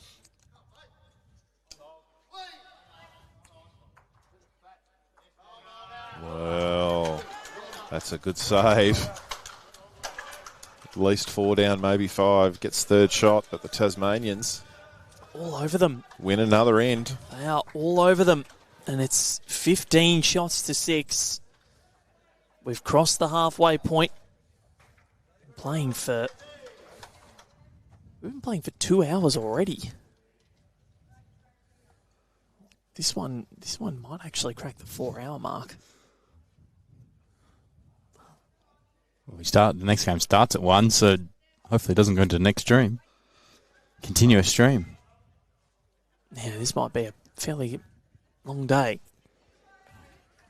Sun's back out. This is about the 4th time today that it's poked its head out. Said a hello. Getting it on the back of our necks at the moment, so it's quite nice.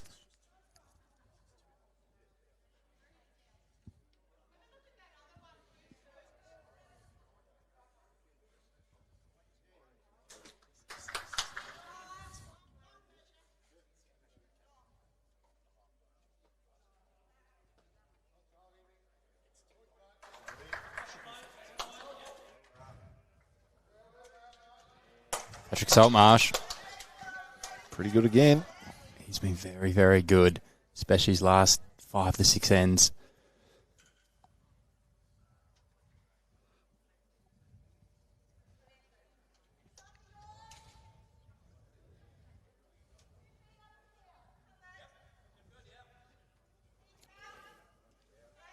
Needs it to rip home.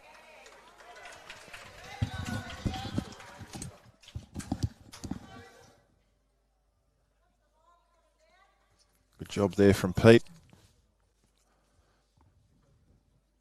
Been a while since he's won the first bowl battle, so very helpful for Queensland.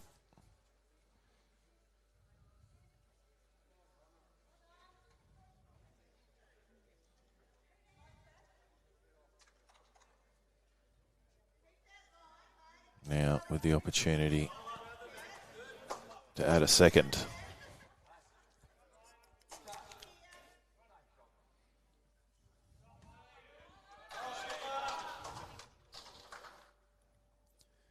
Just a little bit of a delay on the mat with some movement behind the rink.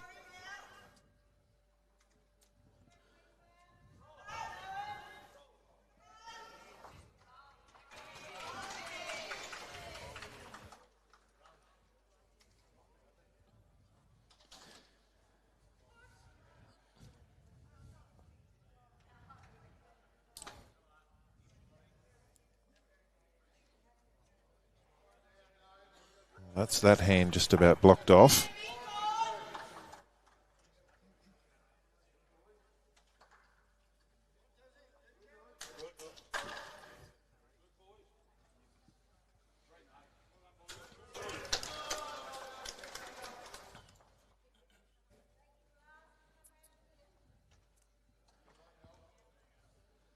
Masterboard has changed slightly. 25 to 35. Tasmania still holding the lead. It's going to stay on at the back.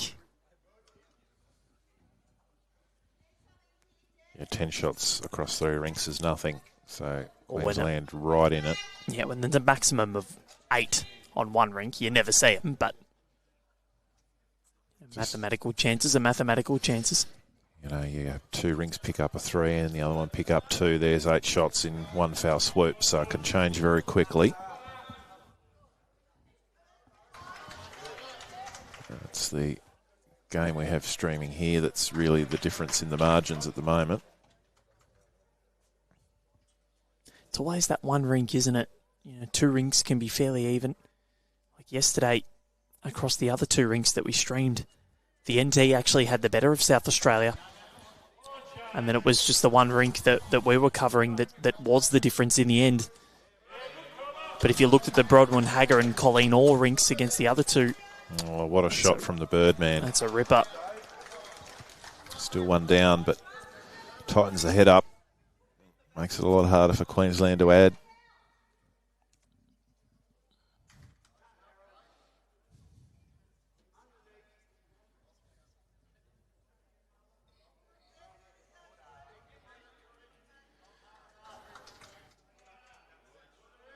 Bowl coming into view. Nigel Pedley's been on absolute fire the last 3 ends. He's bowled some absolute bombs. So we wouldn't put it past him here.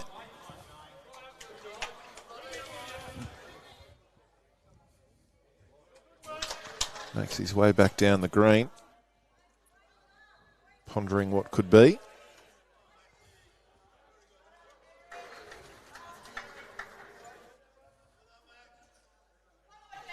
It's one of the rare ones out there with without full grey hair yet. Still doing okay. Got less grey hair than I do. Very impressive. Has he done it again? He's going to dip.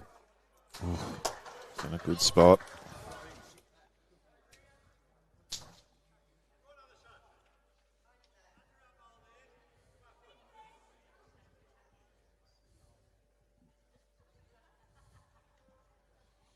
Draw to my foots, the instructions from Ashley.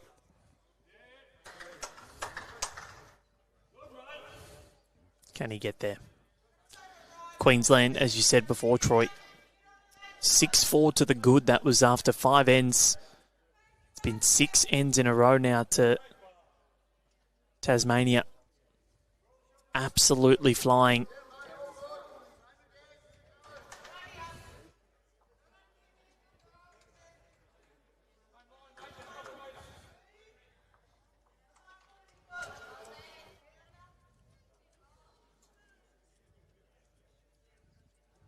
Just a bit under the line with this one.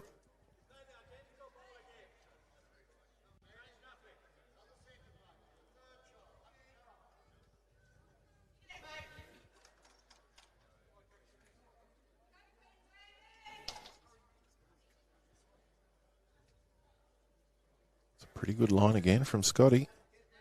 It's all on his weight.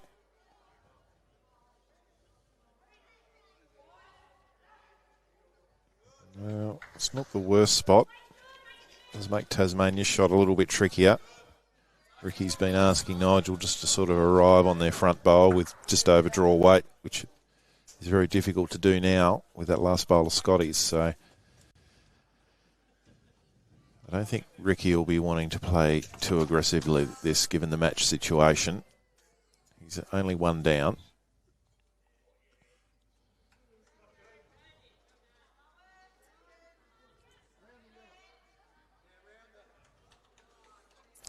Not quite sure we'll have time to get Scotty on for an interview, Mr. Radio Robot. He's asking if we can get Scotty on. Not quite sure we'll have the time, considering this match, this is lengthy. We are at least on track to be here for another 2 hours. Well, but what about the right line? Maybe. If they win the whole thing. Maybe just a quick little snippet. Maybe a social media one. Maybe get a Facebook interview. You can listen to Bowls Australia's official podcast, The Right Line, with Val Faber on Spotify, Apple, or Google. Wherever you get your podcasts, we're there. If you're not sick of my voice already after a week straight of the Nationals, maybe give it a little bit of a break if I'm not your cup of tea.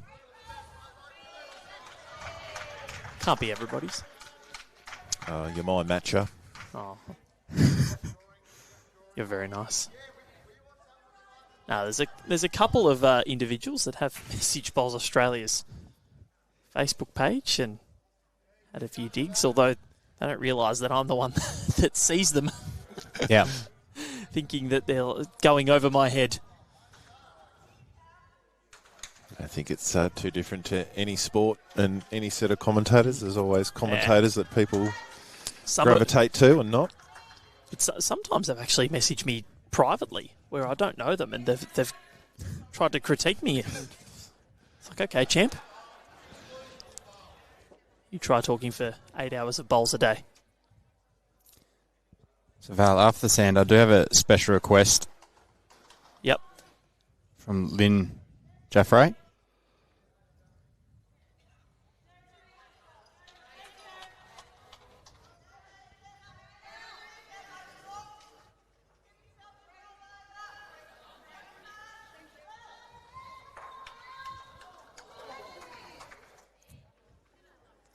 looks to be the safer shot there on the forehand.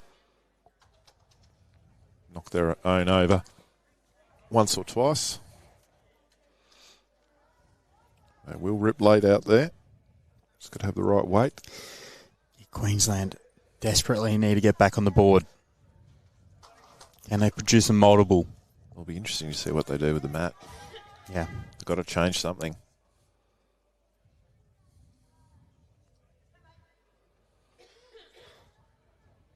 Maybe it's mat right back with a short jack. That's one thing that hasn't been tried so far. Get the jack in the middle of the green and try and get it doing something different. Now, this isn't a bad line if he can carry. Ash Van Winkel. He winkles in. And maybe Rip Van Winkel's going to wake his team up here. And it's a couple. It's been a while since their side of the board's turned over. I desperately needed that suit with 2 red paddles aloft. So, Ninja Frey asked a little favour of me as I went for a quick toilet break. She's like, pull me aside. She's like, Connor, can you play that footage of Scotty again? So, I'm going to have to do it again. Yep, play it for us. So here it is. You can see the bowls, or they've collided, and Scotty has gone end over end. He's done a roll. Could we put Titanic music to that? Slow-mo it? I don't want Facebook to take down our account again. No. What's the one where they have the really dodgy one? With the flute. The flute one. Yeah. No, yeah, and the singing is just screaming.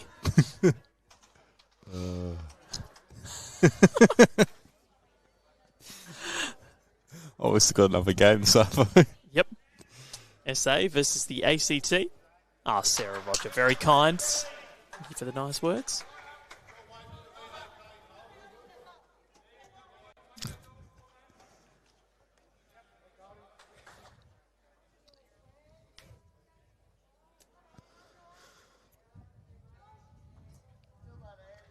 Tassie still just holding that overall margin. 12 shots across the 3 rinks. Just holding them at bay. But as we mentioned, it's still not at that comfortable spot. It's not really until you start getting it into the 20s that you can start to feel confident with your position in the game.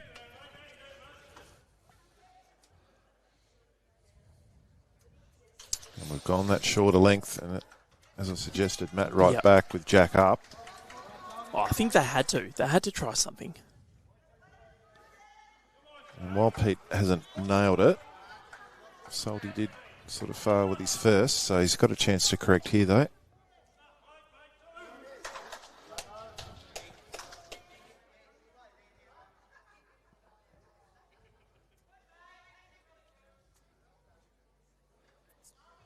So you can see a replay again of the Scott Franklin save on Boz Australia's social media platforms.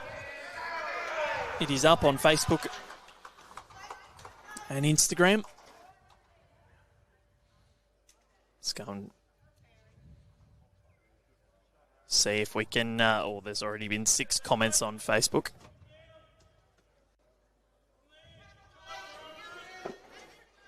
Lynn Jeffrey, so funny. I missed it live just after, and got here just after it happened. Great save, Adam Lewis. Scotty the Flash Franklin. That's what he should be known by now. Pam Hocking saying he's still got the move.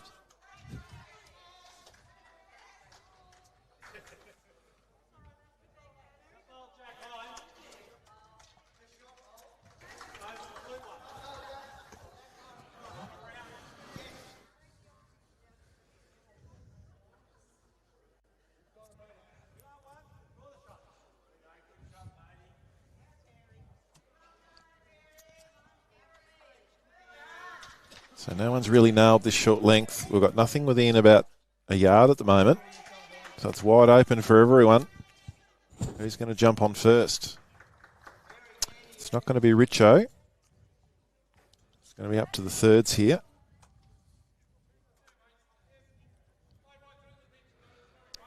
Short end really messing with both teams.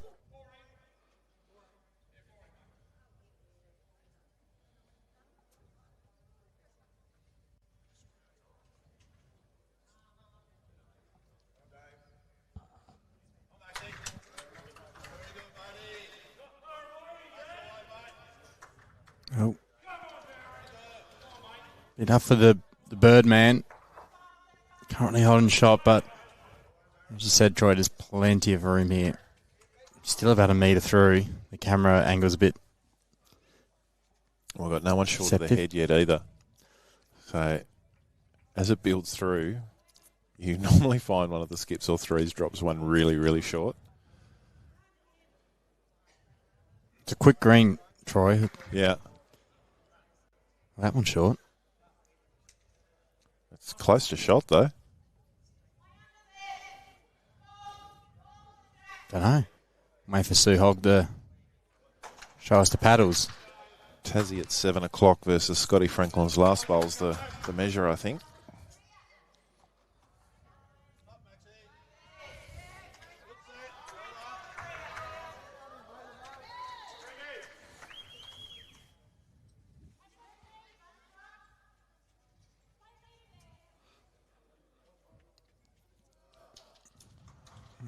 I think that'll take... Oh, maybe not. Just slid under. Yep. 2. Well, Scott doesn't need to correct too much here. Just about any correction will give him a shot.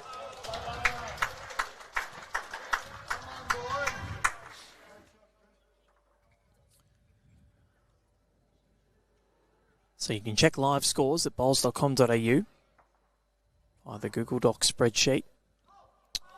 Oh, hasn't had a lot of luck there. His own bowl's sort of gone sideways out of the head instead of straight. Apparently, South Australia's women are absolutely flying against Victoria, up 139 to 29. Beth Quinlan, oh my God, she's had a day out. She must have called a power play and got an 8 several times. No, that must be 11. That must be 11, so 39 to 29. And then the South Australian men and Victorian men, Victoria 53-28 ahead. WA versus the NT men, 75 to 26 in favour of WA and 55-25. WA leading in the women's. New South Wales and ACT 56-39 in the men, and then in the women, that's New South Wales' favour. In the women, well, it is 38-33. The ACT women, well and truly in front. That'll do for Ashley Van Winkel. Yep, that's the money. About 18 inches behind the jack.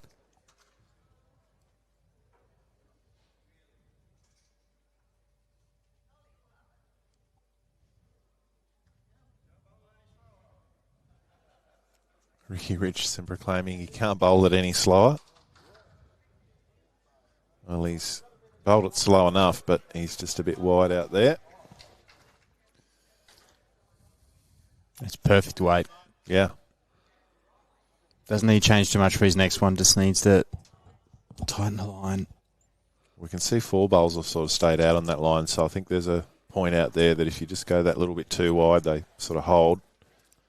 And short-handed, they don't have enough time to turn.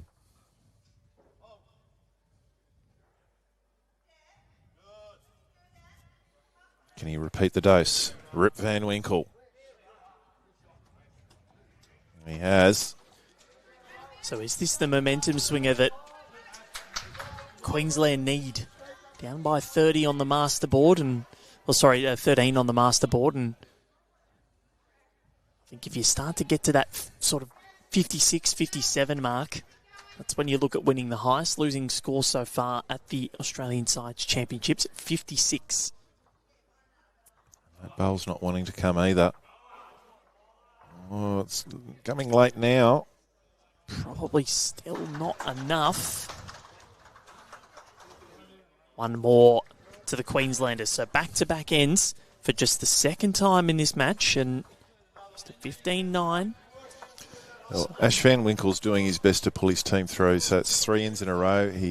3 ends ago, he 5 down, drew third shot. Last end, two ends ago, added another at a very tight end, and he's bowled 2 pearlers there, so he's really trying to pull his team with him.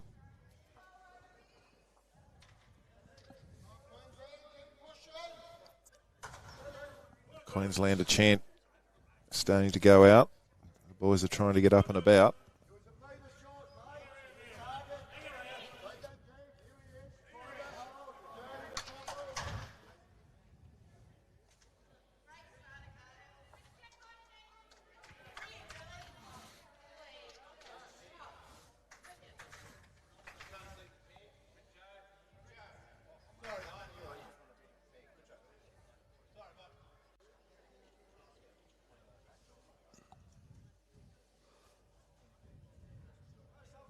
Peter Hobday's urging it on. It's not too bad. Couple of feet.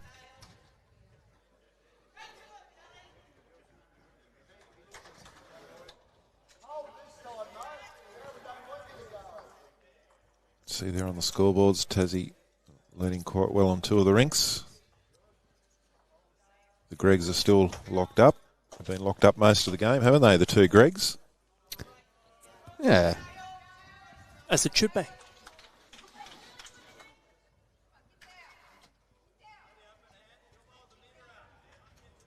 Only 12 on the masterboard. This is half of that margin.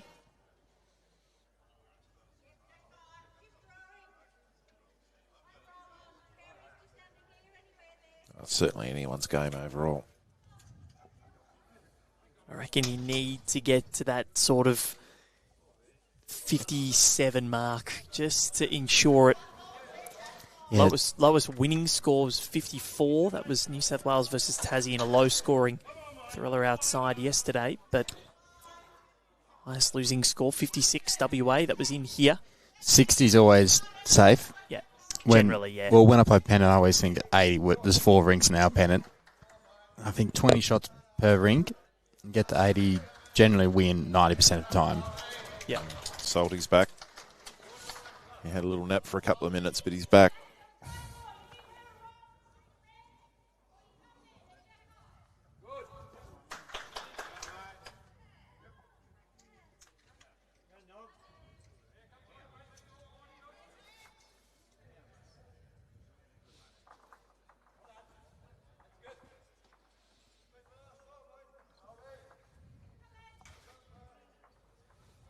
Another really good example here of the power of having a good second who can play positional bowls.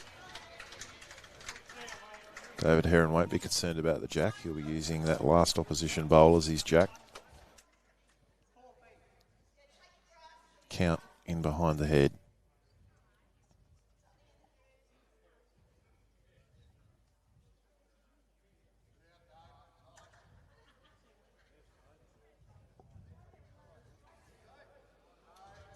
He's not 100 miles away here either. Whoa.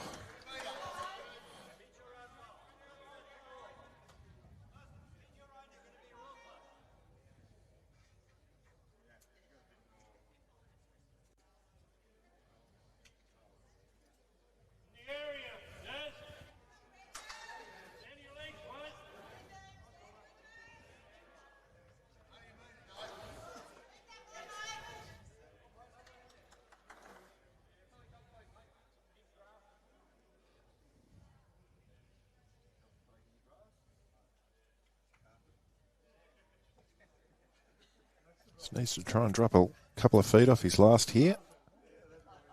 He's in a good area with his last bowl. Looks like he's done it pretty well. He'll want it to hurry and get in behind the jack. He's done a good job. Gets a bit of touch of the white stuff for his trouble. Yeah, sensational from David Heron.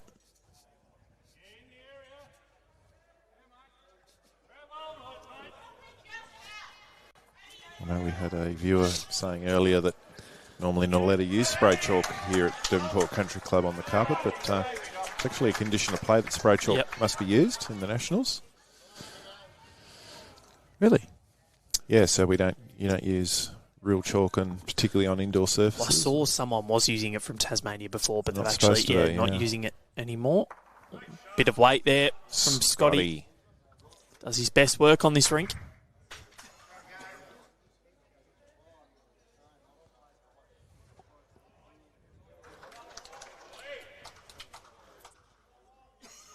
Interesting to see if he goes inside out or goes out wide across the rink.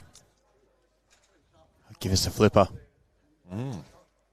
TC did it at BPL. Almost worked too.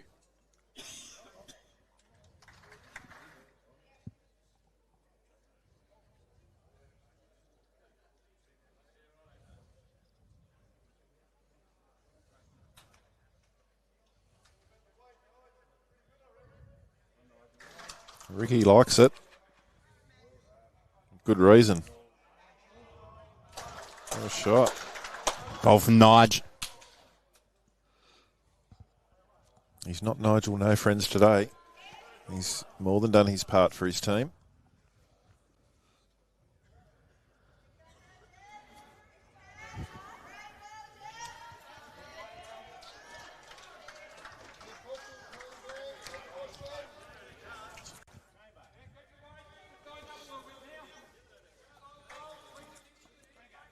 Not a bad reply here from Scotty Franklin. Good second. Yeah, he might have to go inside out.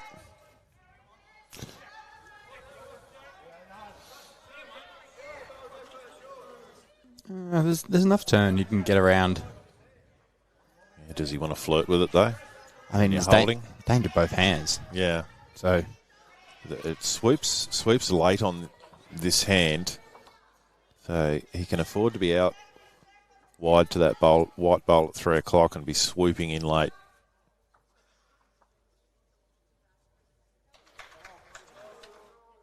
it's not far off. He's done it very, very well. What a change of hands. That is... What a change of hands. Don't even know what to say.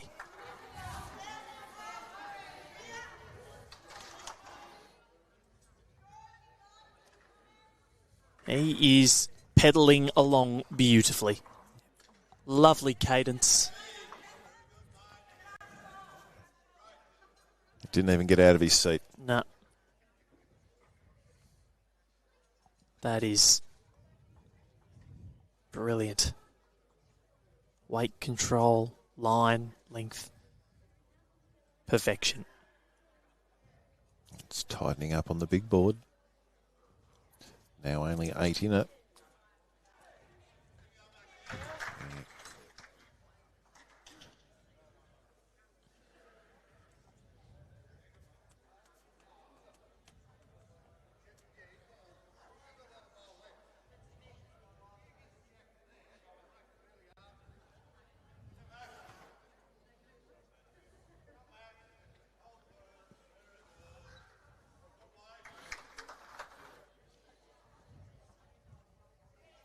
Nigel's asked Ricki just to tuck that jack around the corner a little bit, make it even harder.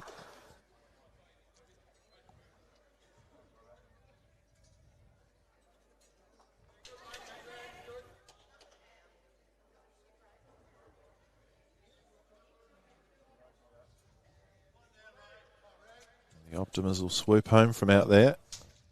He's close. I think he's got this, Connor. Oh, he's a bit stiff, but it's still a good bowl. He's made 2. It's 3. Sue Hoggs indicated, so... Yeah. This is getting precarious for Queensland. Only bonus is he has opened it up a little bit for Ash. Yeah. He still needs to get it. Yep. And then if he doesn't, there's a free kick for an opportunity for 4, which would mitigate the last 2 ends completely. It's his choice here too. What does he feel most confident with playing weight-wise? Is it just a over-the-draw shot, or does he want to play bigger weight? This is where you've got to just tap into what you're feeling confident in playing at that given time.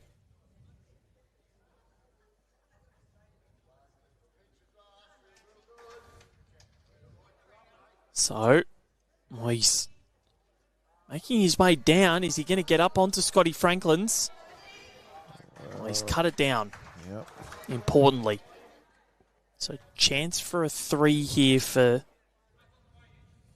Tasmania and Ricki Richardson. A couple of comments coming through on the Facebook post about Scott Franklin. Vicky Foster saying no excuses for the chores now. Emma Boyd has tagged Janet Franklin.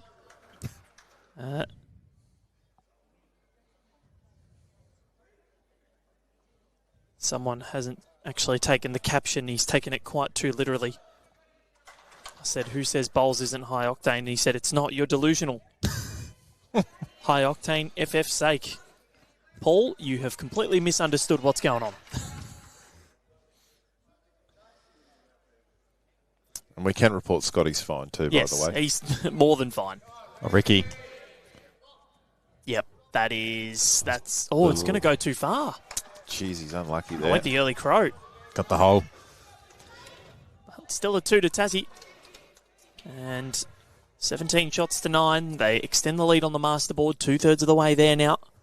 And David Simonite, it's a bird. Is it a plane? No, it's Scotty Franklin.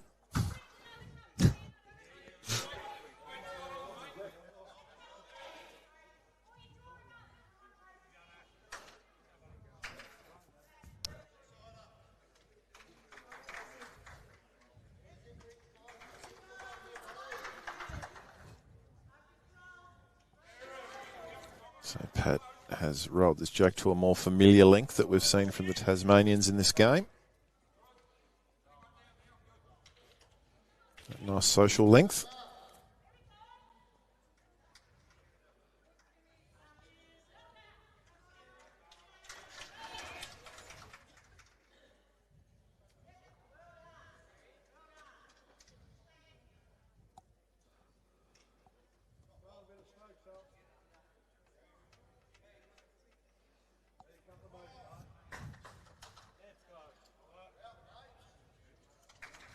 Good chance here now for Peter Hobday to jump on.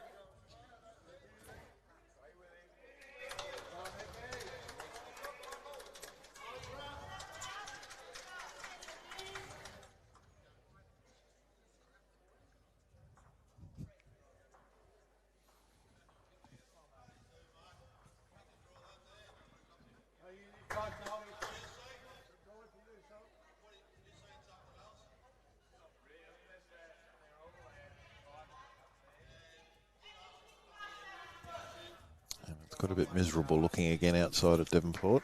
Well, it's been on and off all morning between sunshine and gloom. We're in a gloom stage at the moment. Need to have a brighter outlook, Troy. Well, it's not raining. There you go. There's a brighter outlook. You talk about mindset and then always positive, Troy. Put your positive pants on. Always look on the bright side of life. That's why I always wear T-shirt and shorts, always positive that the sun will come out. You're a madman, Connor. Crazy Tasmanian. Peter's had to change hands. That's probably not a bad decision with the way this one's tracking.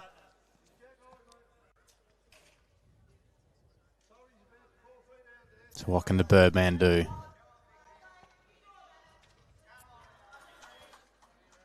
Every time I hear of that, I think of Brett Burton from the Adelaide Crows. Remember him? Yep. Birdman? Could take a mark. Yeah, took some screamers, didn't he? It's one against Carlton. 09, I think it was. One of the best marks I've ever seen.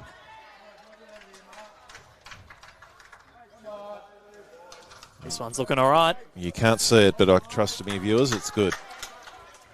Come on, boys. Excited. I was squawking that bowl home.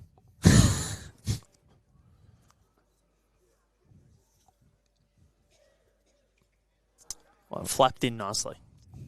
He's been nesting around the jack nicely all day, hasn't he, David? He should have white bowls, because then they could be his eggs. Plop them out. Little size 0. Plop them out, okay.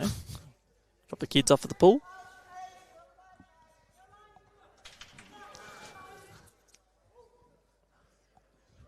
Can he repeat the dose?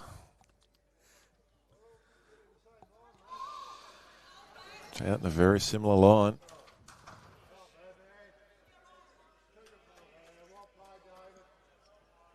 Two rippers here from David Heron.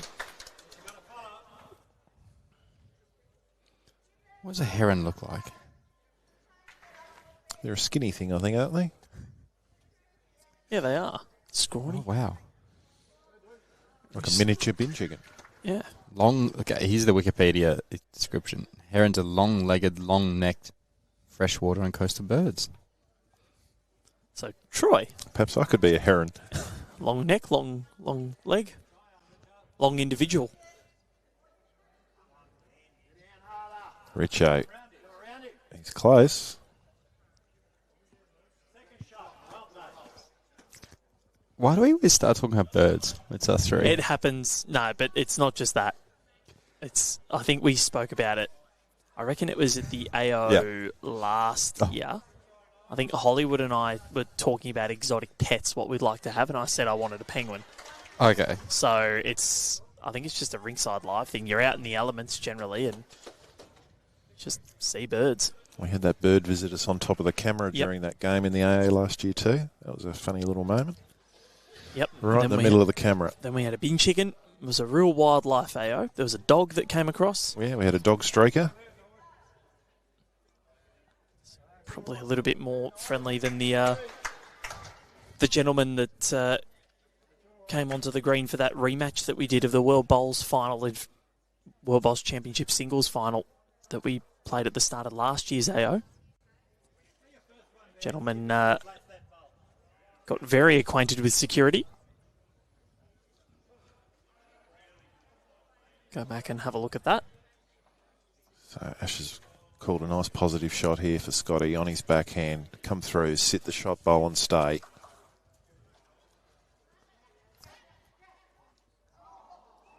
You can't see it, but it's just gone wide of the head.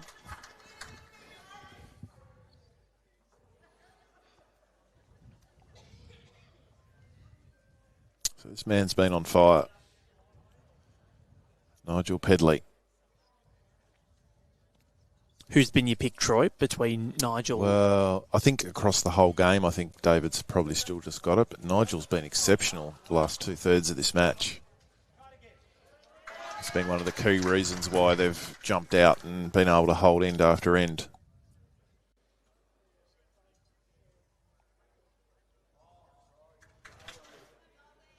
To be fair, Pat Solmarsh has bowled quite well too, so I think they've been very few ends where they haven't had at least two of them playing well together in an end, and it makes a big difference.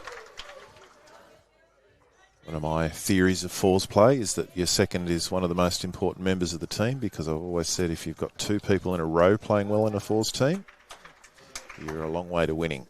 So if you've got a second that's really steady and playing well, as long as one of the lead or the third are on, you're going to win most ends.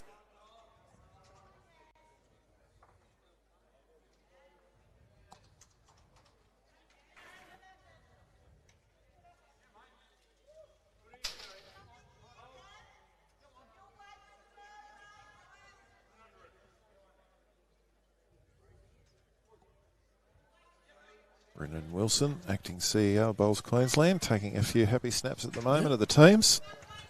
Good man, Brendan. He's a good man. Plays at Pine Rivers.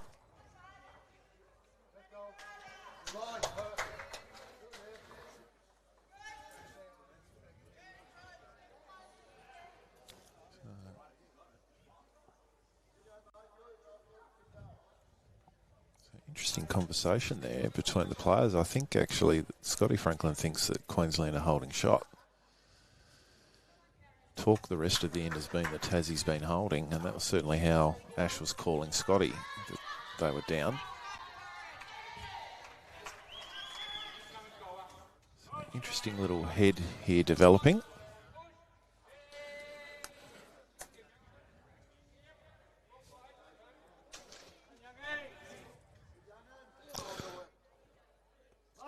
what's going to happen here? Ooh. Next session scheduled to start around 1 o'clock. Jeez, we might still be going at that point. The boys might need a salad roll to go. More worried about us, Troy. Do we know what's on the menu today? No, not a clue. You had some Rogan Josh and buttered chicken or something. Yeah, that veggie curry was delicious. Not for me. I got a toasty. Plain Jane. Ricki. Looks a little quick. So it's up and down for shot. No one's really sure who's holding. Well, Asher's got a chance to plant the Tasmanian bowl out of the head here and make a bit of a score. Sue, have a look. Oh, she says measure. Sure. Well, it must be close if Sue's not willing to commit. Just got a good eye. One of the best eyes.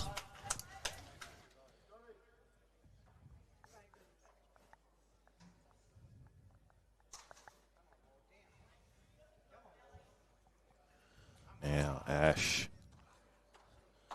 Wow. Well, we're going to find out now.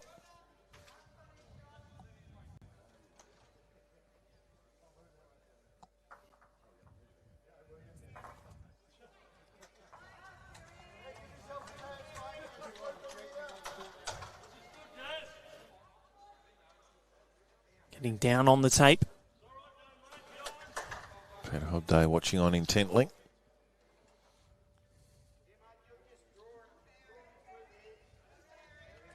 As Scotty's put a cloth under his bung knee, under the carpet burn there. One to Tassie. One to Tassie, so they mitigate those 2 ends that Queensland banked in a row. Continue their onslaught. We've got 6 ends to go. They lead by 9. Margin back to 8 on the masterboard. So the next match, for those interested, we've got South Australia in the ACT. Paul Davies, Mark Tonkin, Anthony Treloar, Daryl Steinwettle up against Gordon Elliott, Wayne Brownlee, David Mitchell and Andrew Ashland.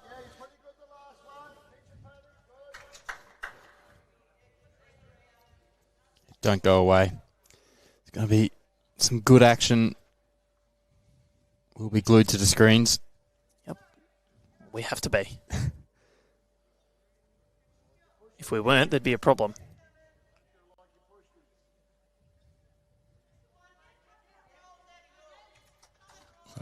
Kitty's right back on the tee. That's up about 2.5 metres. Probably slightly longer than we've been playing. Ricki doesn't want to see us bowl this good one. No, it's a little bit short, but not bad. While the leads are jostling, let's go through some of the other scores at the moment. So 62-35 Victorian men. They look like they are on a collision course with New South Wales for the title possibly tomorrow. 62-35 over South Australia. So their title defence is pretty much done.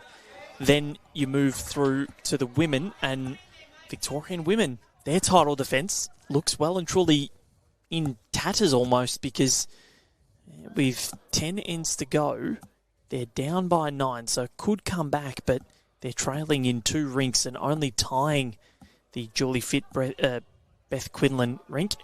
The WA men enjoying a very, very handy day.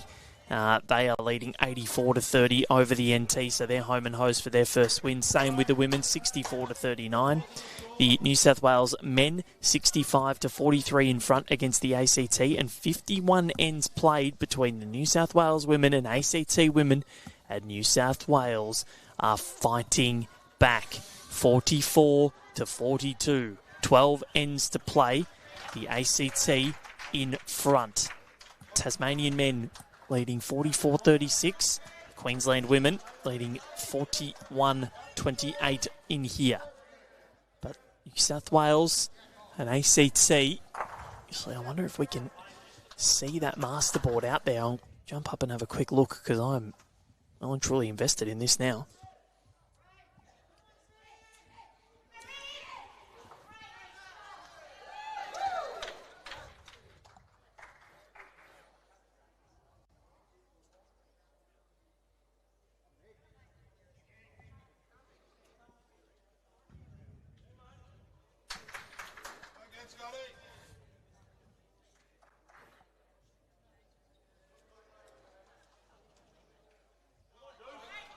David Heron's nailed the weight, just needs to correct his track with the next one.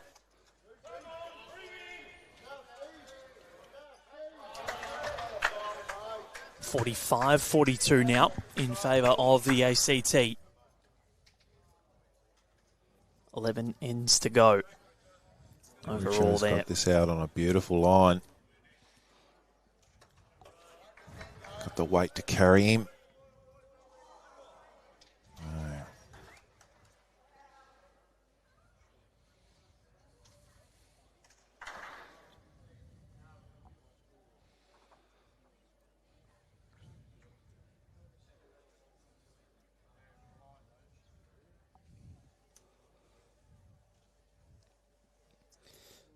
David Heron, he's been sensational this game.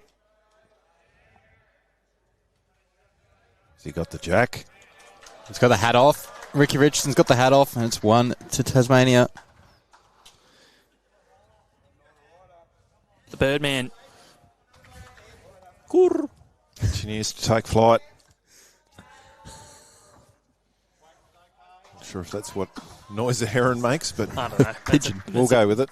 Yeah, well, I can only do the pigeon. Troy can do Chewbacca. I can impersonate pigeons. I can do a seagull quite well, but please. No. Please, Connor. It's very loud. And I don't want to distract the bowlers. All right. Well, after the session. Good effort from Richie. He's set the head up nicely there for Scotty Franklin's next one. Got 2 in the head now. 1 point over the rest of the Nationals. We'll do a list of all the impersonations that we can do. Obviously, that won't get us fired.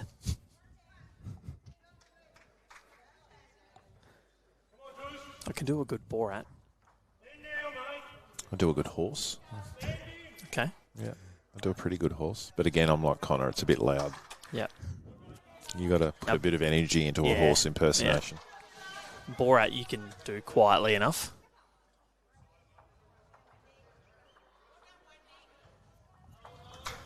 So I think we'll see a little bit of searching from Scotty here. 2 seconds. Sit and stay for 3. Not an easy shot to play, but it's there.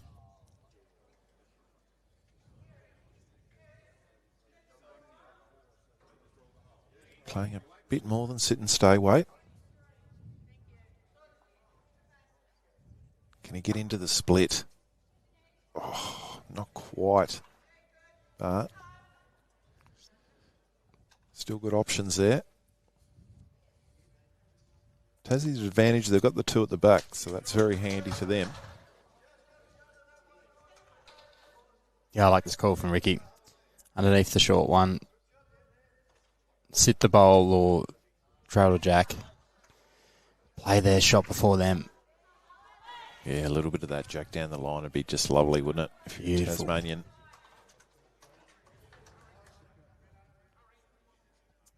You've played a really nice weight for it too, Nigel. And look where he's sitting. So Tassie do have the order back one. So Queensland need to be careful.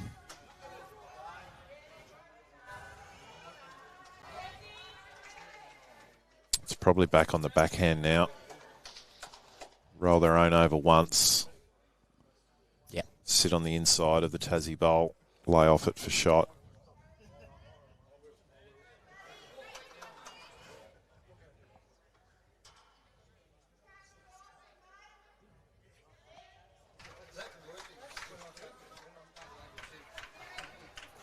While Tasmania hold those back bowls, I think they'll continue to try and play that shot. Yeah.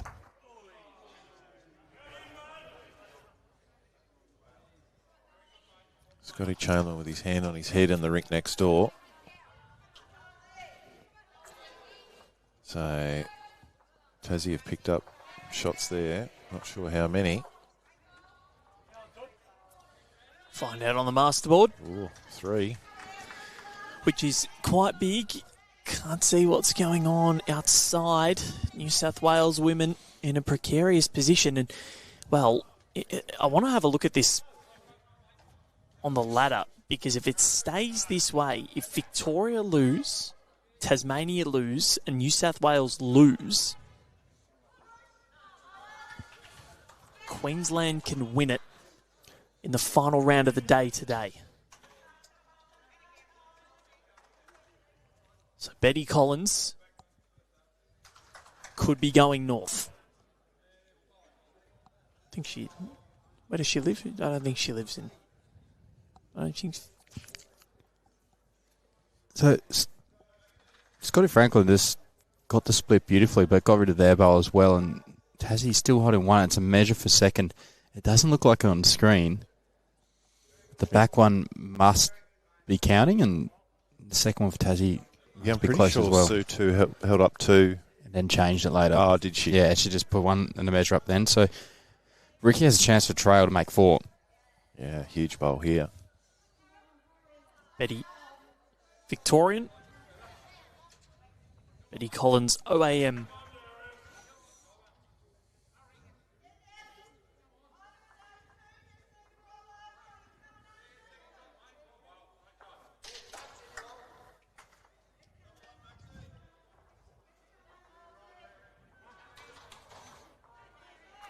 I don't think Ricky's going to get a clean line through here. I'm surprised he came that hand. Yeah, me too. That's an open draw, the other hand just to touch it. And potentially clog up that hand if he's a little bit short for Ash. He falls 2 foot short in the draw on the other hand and counts. It then becomes very ugly for Ash. But He might have not wanted to fall jack high. yeah, potentially.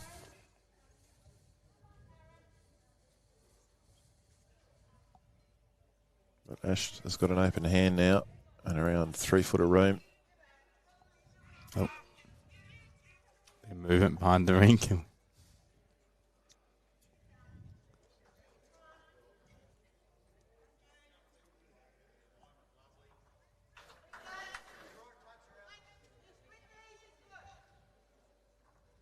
Great man, Chris Norris walks past. Ashley Van Winkel. Oh, he's probably got it. What happened there?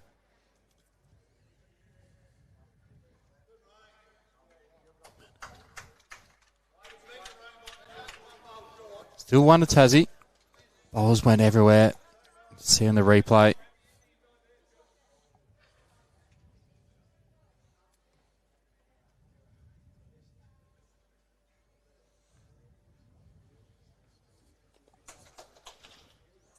I'm really not sure which one's holding.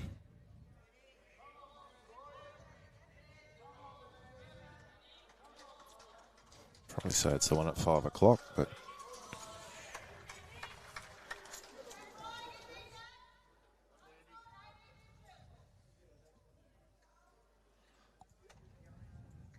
So Ricki sticking to the forehand.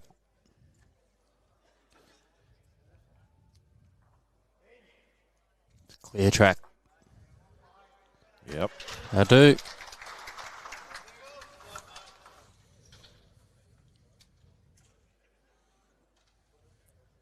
Let's have a look at some other comments on this Scott Franklin reel, if we can, if anything else has popped up.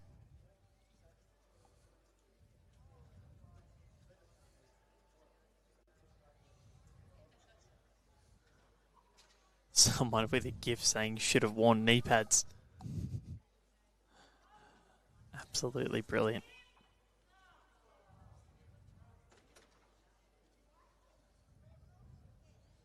Michelle Moat saying he was like lightning, must be symbolising the Tassie weather. Great save. Lynn Cornelius saying, wow, that had to hurt. He's okay.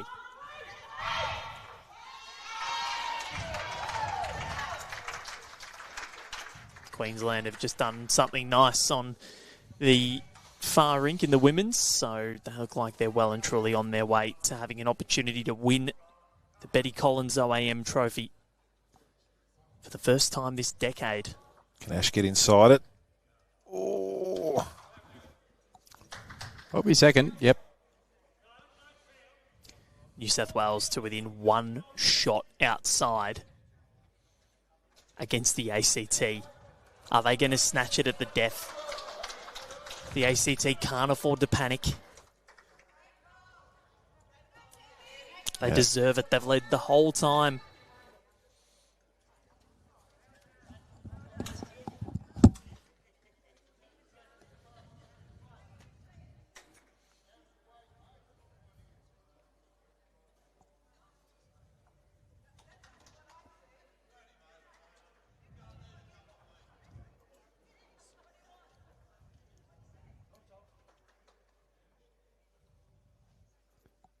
Tassie, 5 ends remaining. Currently sit 10 in front on this rink, led by Ricki Richardson.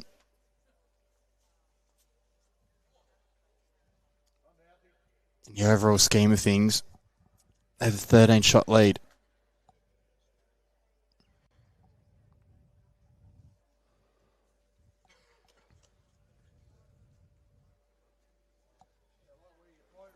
This Patrick Saltmarsh, what a start. And Dazzy can smell it now. They can sniff it.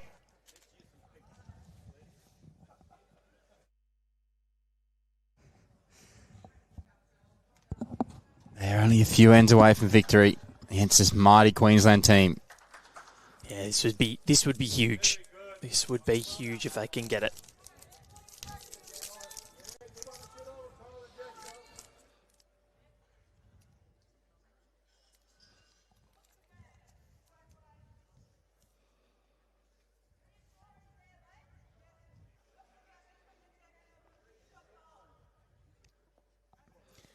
Patrick Saltmarsh doesn't need to change too much in his first. He was all over it. That was the word Rumman. And he's done it. He's wrestled it back.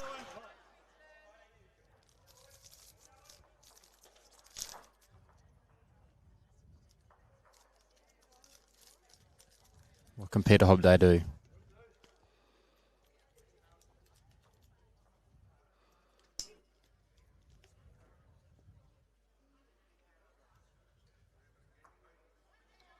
Didn't want that. So Tassie currently on 2 and it's in a pretty good position.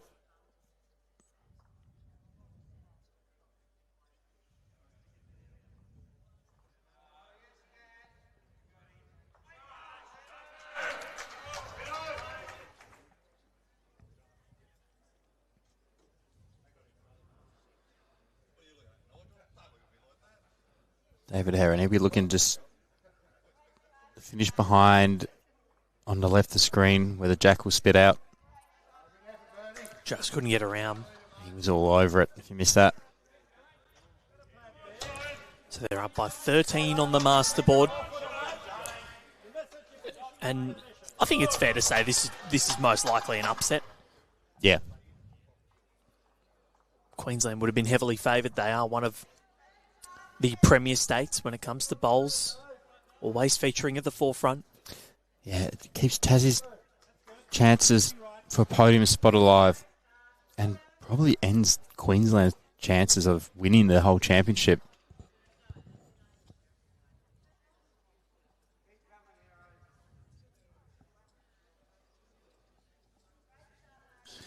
Outside, just trying to see if I can find something. I think they're about to go update the masterboard. I think New South Wales might have just scored again. So, or if the ACT scored again. Something has happened. Queensland now cover the back, which they'll enjoy. Tassie need to get one behind. The South Australian women, Connor, 54-38 against the Victorians. It's after 57 ends.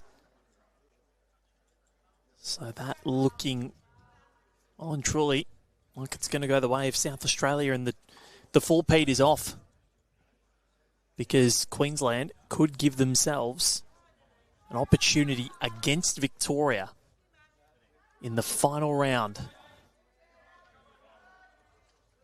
to take home Betty Collins if New South Wales don't beat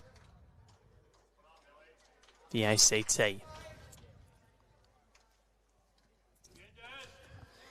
ACT have moved to, I think that's 49 to 44, so they've netted a 4. And that is with Nigel. Yeah, that's a brilliant bowl. So it's not with many ends to go. So Queensland with one hand on Betty.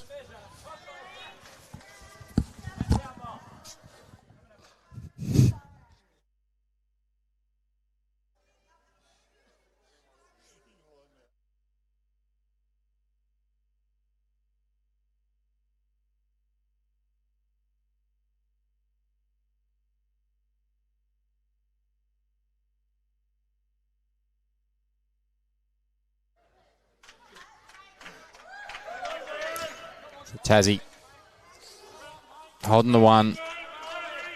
Nigel Pedley wouldn't have minded moving the jack. Takes away Queensland's shot.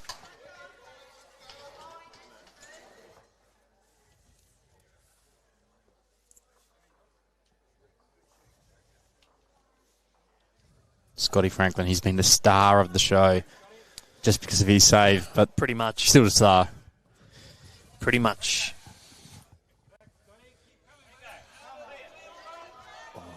Clear run, he was close.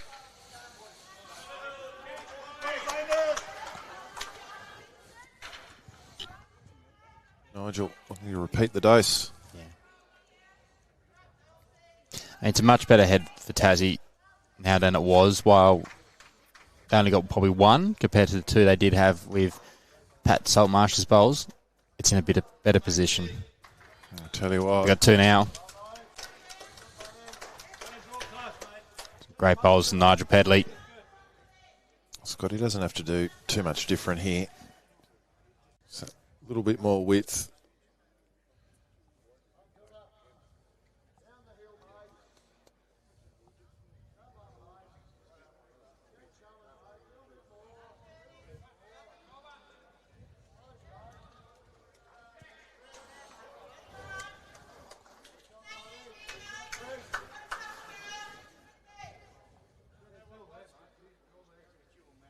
Still to two.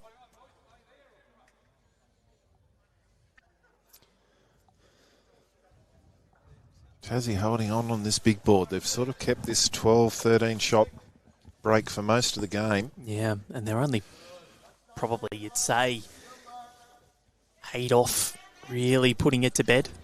Still got 17 ends to complete on the masterboard, and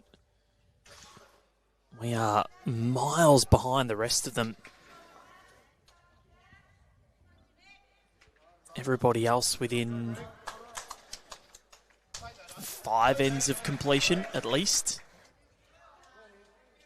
We are still straggling a little bit. Ricki might have made a number here by sitting that bowl. No, it's still to two and a measure. So Hogg indicates.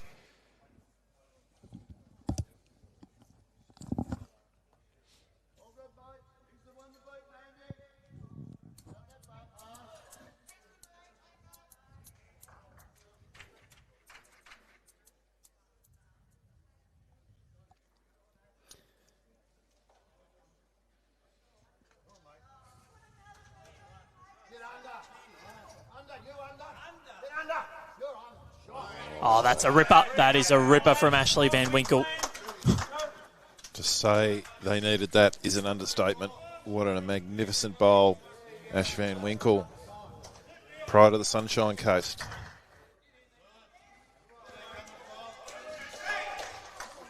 He's even marking his own touches. He's doing it all. Deserves that honour. So still got, 4 ends to go after this. Couple of bowls still to go.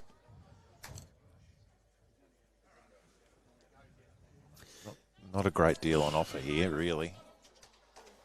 Colin playing for Nigel's front bowls, and I think that's the best shot they've got going on. If the jack goes back, they're only still 1 down. There's a chance you can get Nigel's through to bowl and back to 2.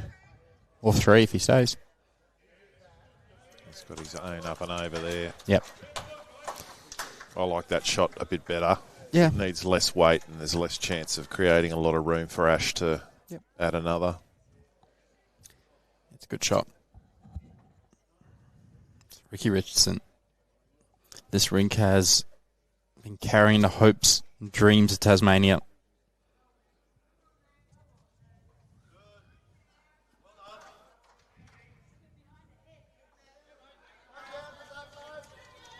Scott Franklin using yellow GTRs, just for those asking in the comments.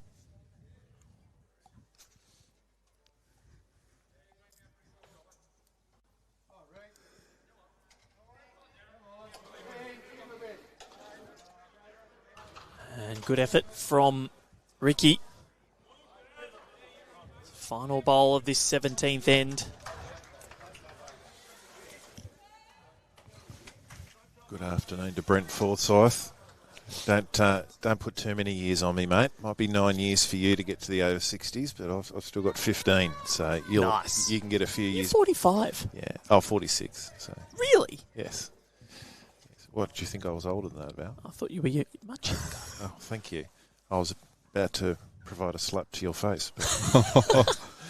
Provide a slap. Geez, Troy. Gift the slap. So you Stop can kidding me, Troy. you can get a few years practice on me, Brent, before I take you on. So 1 to Queensland. No, I genuinely did not think you were 46, Troy. I thought you were in your maybe late 30s, early 40s. Oh, well, thank you. Must be the skincare regime. Yep.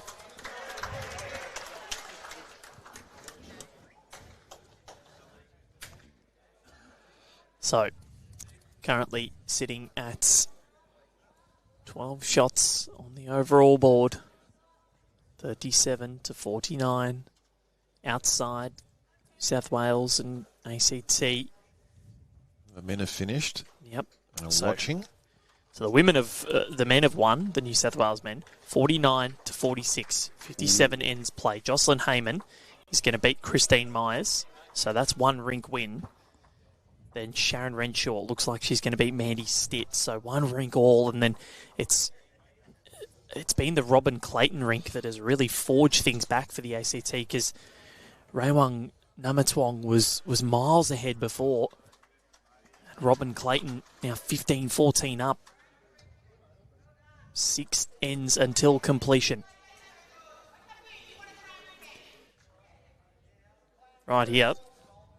Still seems, what have we got? 16 ends to complete. Well, it's not so much about this individual rink score of 19-10 we're looking at here. It's that big board that's of interest. So Queensland need to just keep chipping away. If they can get it to that 8-7 shots, that will Yeah. just start having Tassie quivering a little bit. Yep.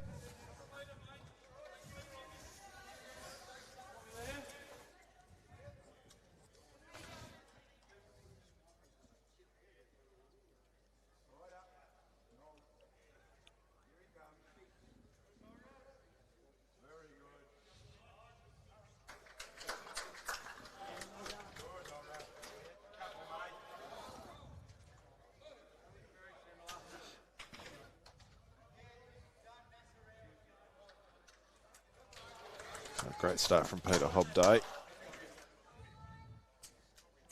Can he complete the set here? So with the rain a little bit of rain that we had, the greens out there are a lot slower. So Means the matches will finish a lot earlier. It's very bizarre that you see 3 sets of 3 greens finish so much faster than 1 green.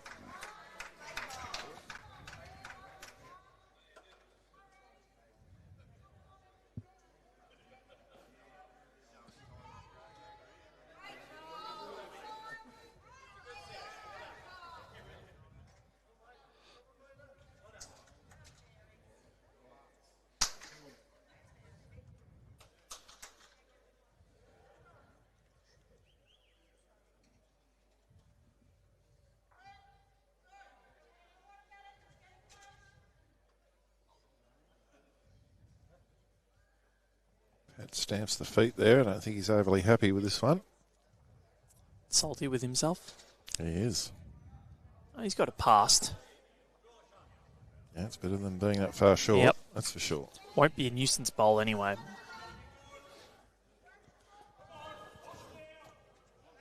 Oh, I think the ACT have just scored again outside.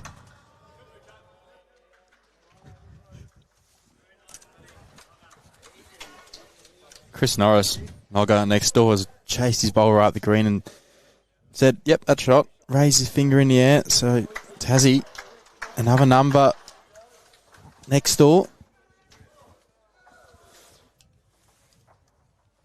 I like the confidence in Chris Norris. You mentioned he was from Dover, is that? Dover, yep. Because they're up in Premier League now, aren't they? They've been in Premier for quite a few years now. Yeah. Chris Norris, one of the very best down south. Always calls the Jack the cake. Cake? Yep, always. That's a new one. I don't think I've ever heard him not call it the cake. So, ACT outside, the ACT women 52 to 48 ahead over New South Wales. It was 49-48. They scored a couple. This is heating up. ACT are holding on one of the heads because the third's calling for a back bowl. What an upset that would be. Ginormous.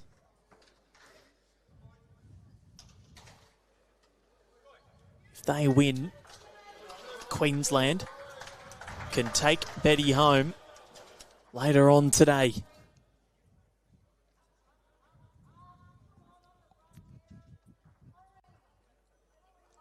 I'm sure the New South Wales supporters wouldn't agree, but great for the sport for ACT to get up. Yep.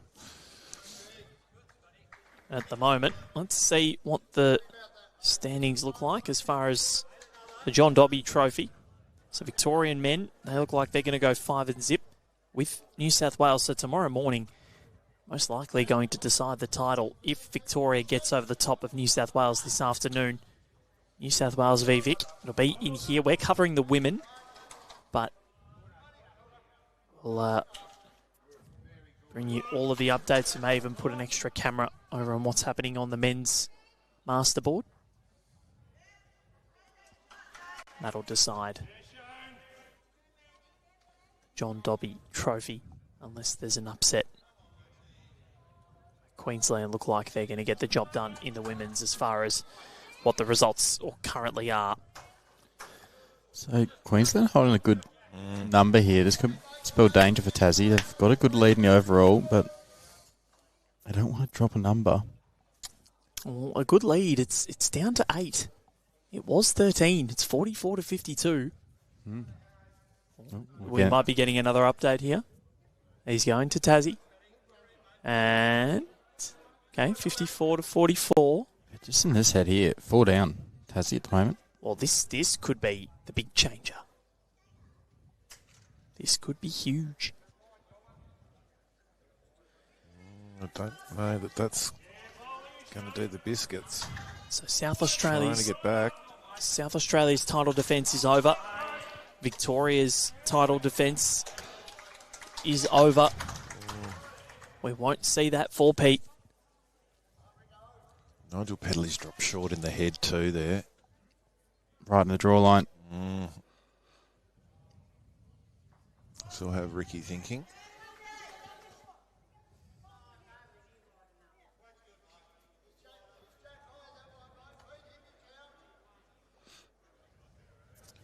Might need to get the Queenslanders just to get out of the way of the camera.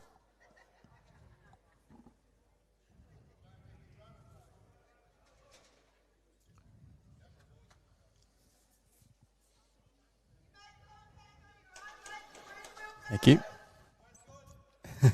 Can Ash add a fifth here?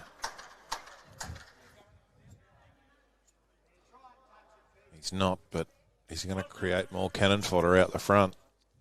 That makes that hand very difficult now. We might see weight underneath the Nigel Pedley bowl here for a sort of sit and stay sort of shot maybe from Ricki. 2 ends to play outside. And the ACT leads New South Wales 52 to 51. New South Wales have just drawn shot with the skips playing. I'm not sure if it's more than one, but the girls are very excited on the rink it's just been played on. The other rink is only just starting their end.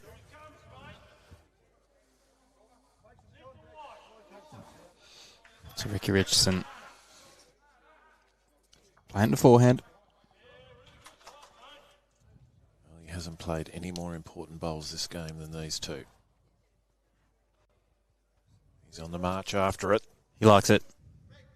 Needs a result now. Oh, David. Get out of the way.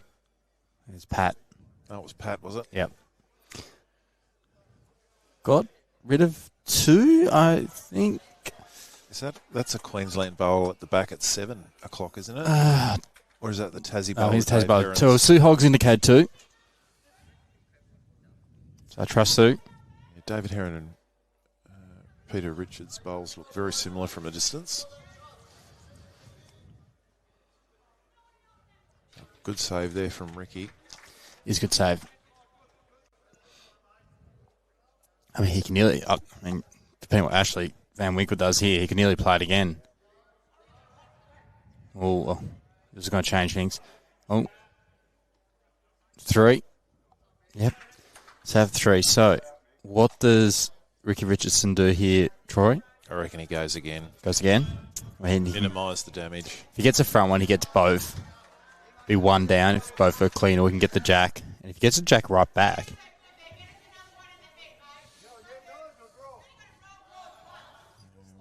might be 1 or 2 down the back, but it's hard to see. I mean, there is a backhand sort of draw off the face of that bowl that Nigel's just pointing out now. Necessarily an easy shot, though.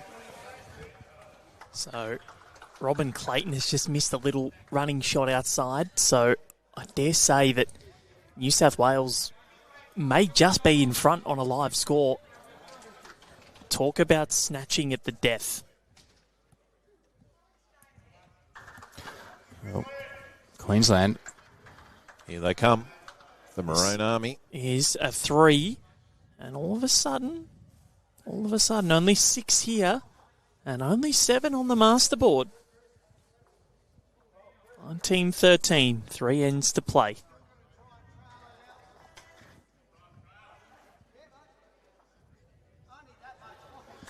Final end of the Mandy Stitt Sharon Renshaw end. Final end of that clash, sorry.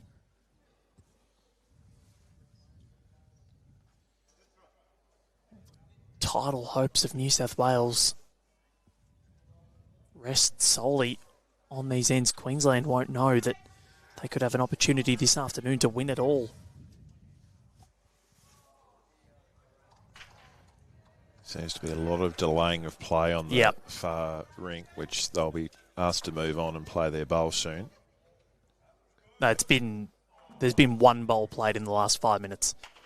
Yeah, they need to play. Get a wriggle on. It's untimed, but you can't take the mickey. So this is, I think it's Raewang Namatwong outside. Just turned her back on it. So it's just about how many they've got. Yeah, if it's a 1,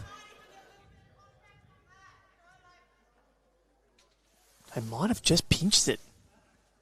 Troy's going to have a look. If they've scored a 2, they're in front.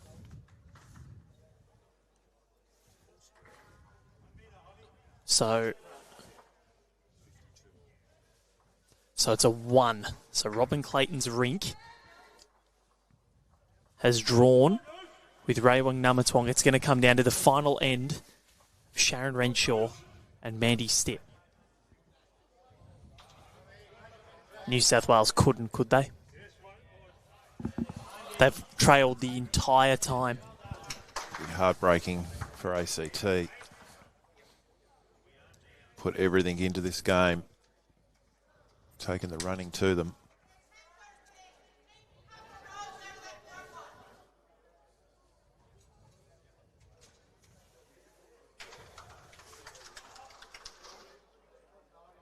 Well, ACT are now holding shot. Yep, at the crossover. So it's going to come to Sharon Renshaw. Sorry, we know you can't see it. But it's a huge result.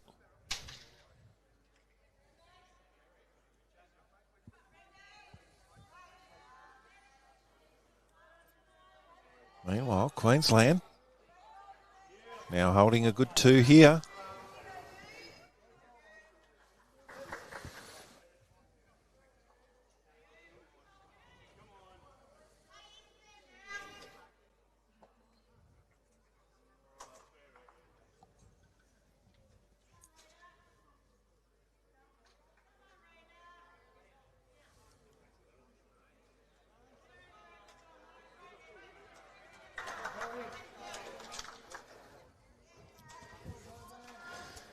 So this one coming in, just not quite getting there. Oh, it's touched the jack, pushed it out a little bit. Tom asking some questions on the live stream about the commentator. Are you talking about on this stream? Or are you talking about just another stream? Because I got Connor and Troy next to me.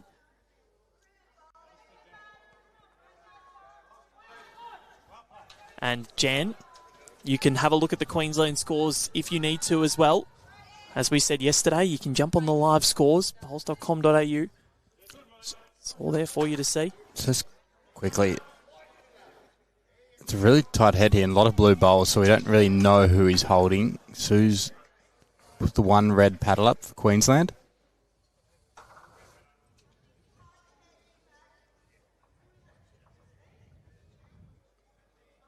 Yeah, I'd say maybe it's the dark blue bowl of Pete Hobdays right on the line at the front that's holding.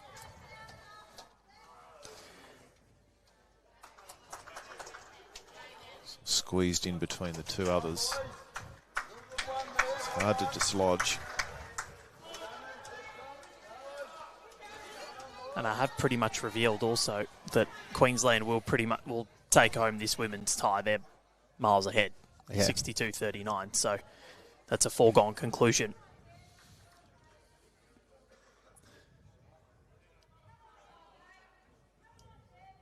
Yeah, the ends sometimes don't get updated as much, but they might. I think they only have played 47.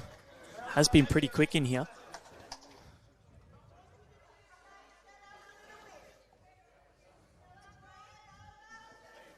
So it's going to come down to Sharon Renshaw's last bowl outside. Mandy Stitt still has 1, so they might lose their rink, but still be one of the happiest days of their lives if they can beat New South Wales. We'll try ABC radio here. So we've got a Jack High, 1 bowl in front of Jack High for ACT. It's approximately 18 inches from the jack is the shot bowl. Sharon Renshaw's just approaching the mat now.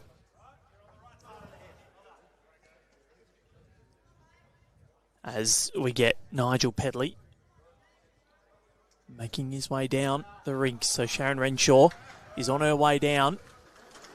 It's arriving with some weight. Not sure she's there, is she? She's gone through the gap, and the ACT are celebrating. They're not going to bowl the last bowl because they have won by a solitary shot. I think.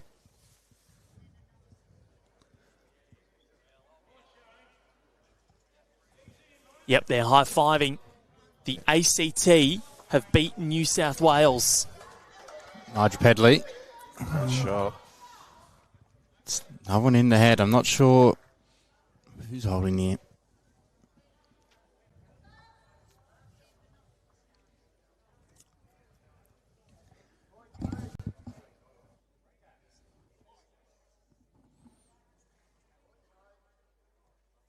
All right, we do apologise bringing you almost a radio broadcast of what was happening outside, but that is so pivotal for the title and the title race, the ACT. You should see the scenes out there. They are hugging, they are celebrating.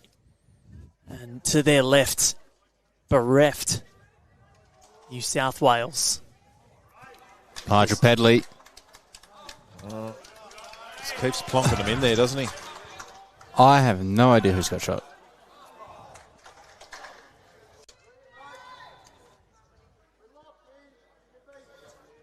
They're all very close in terms of distance to the jack. I'm trying to find a better camera angle with One indicated to the red paddle. Queensland. Okay, I think Peter Hobday's dark blue bowl still holding on. Both skippers now have got a nice jack high one there, so I expect that out of these 4 bowls we'll see something change. Oh, that's just got the wanders out a little bit. Does want to knock Nigel's over. Ooh. One to Yes. Tassie now. Bit stiff, but it was always the risk. So, as we'll go through some of the permutations following this bowl as to where everything stands. 8 on the masterboard now in favour of Tasmania. I think they've just played a good one. Darren Reeves. Over. Darren Reeves played absolute bomb for Greg Dowse.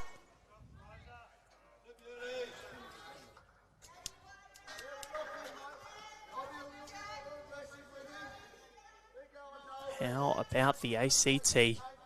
2 wins, one of which over New South Wales.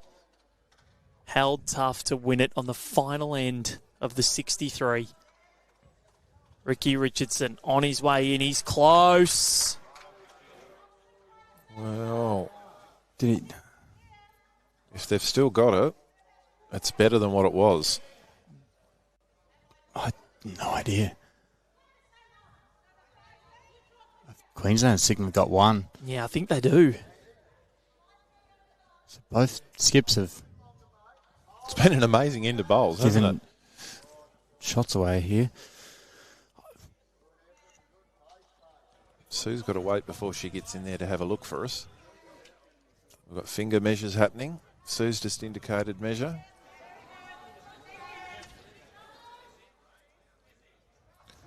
The fingers never lie, No. No. as long as you're using them correctly, of course. Yeah, of course. Can't afford to be off. Well,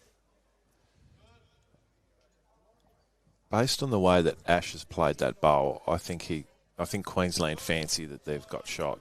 Yeah. So if he was down at the head, he would have given his bowl more of a chance than that. Connor's just going to jump up and have a slight look. Sue's saying measure.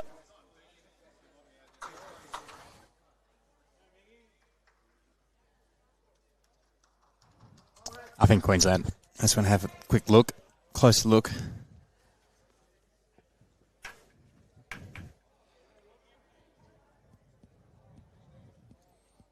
So Ricki Richardson.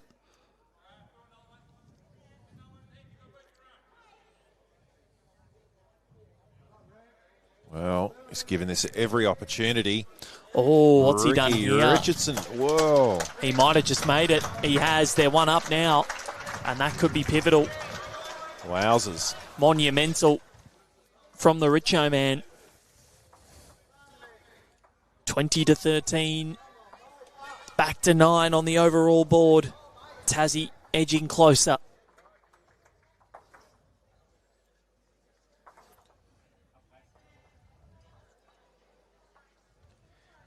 So I want to go through the women's table at the moment because there is a huge move that's just happened. So Queensland will beat Tasmania. That looks like a foregone conclusion. South Australia, so that they go to 5-0. Victoria were second. They go to 3-2 because they've lost. So they're 2 wins behind. Yep. New South Wales 3-1. Now go to 3-2. They've also lost in third. Queensland have dealt with Tasmania 3-2. South Australia also 3-2. So Queensland 2 wins clear of the rest of the field with 2 games to go. They could already have it based on rink points. So, sorry, how are the Vic women going in this round? They've lost. Oh, South they've Australia. lost already. Right, Yep. okay. So Queensland, Wow. all they have to do is maybe win a couple of rinks in their next round, and they take Betty home. So Victoria, New South and Tasmania are all going to lose this round. All lost. Yep, Wow. second, third, and fourth. Extraordinary. So Queensland might be laying a few smooches on the ACT and South Australia because they have done them huge favours. As they fly north, just a little wave and say thank you. Look at how happy the ACT is outside, still huddled up. It's almost like little sister's beating big sister. Yep. We're talking about it in Parliament House. Yep. Well, look at the masterboard, gentlemen. Tightened right up. Tasmania have just dropped 4 shots. 56 to 51. 2 ends to complete here. We have been blessed with a dramatic round here in round 5. Title defences cooked for both South Australia in the men's and Victoria in the women's. Unless the unthinkable happens if Victoria can beat Queensland this afternoon. But they also have to beat New South Wales as well. So Queensland, all they've got to do is win 1 more rubber. 1 more tie, sorry, I should say.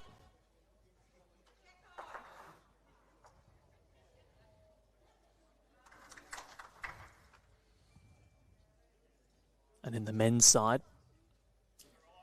looks like we could be set up for a showdown between Victoria and New South Wales for the overall tomorrow morning. Both of whom 5-0. Oh, the Birdman does it again. Would pretty much seal first and second as well if Queensland drop this. But Tasmania could jump up. A lot of permutations, but they look like they're going to be 2 wins clear with 2 rounds to play.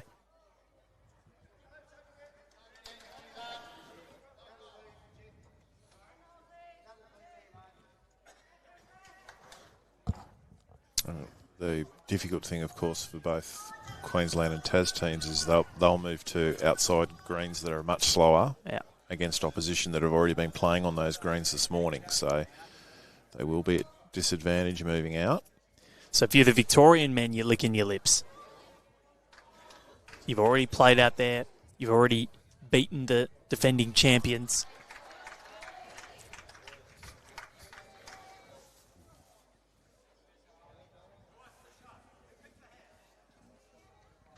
Well, they need a big in here from Richo. Can he be the Richo man?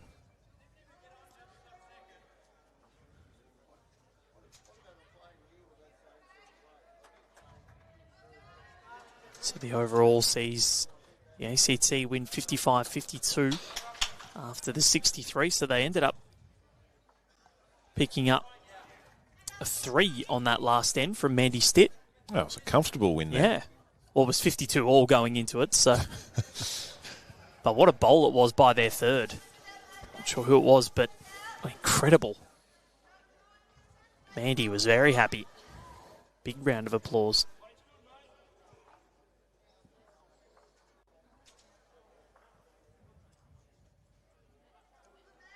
And won 2 of the 3 rinks.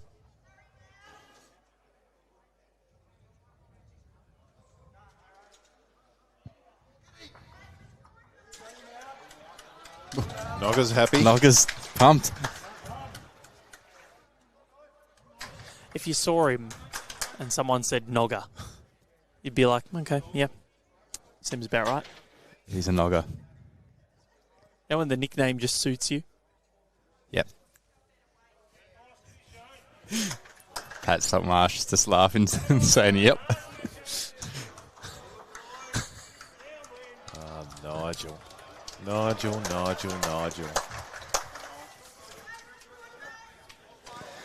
Nice, Nigel. He's just about taking that bog off the bird, man. I'm still with Scotty Franklin. Sorry, but not sorry.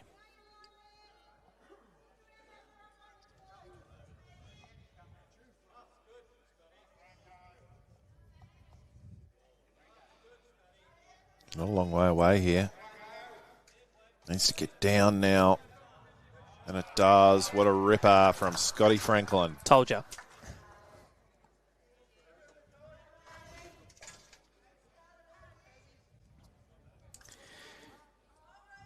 And, gentlemen, if we look to our right,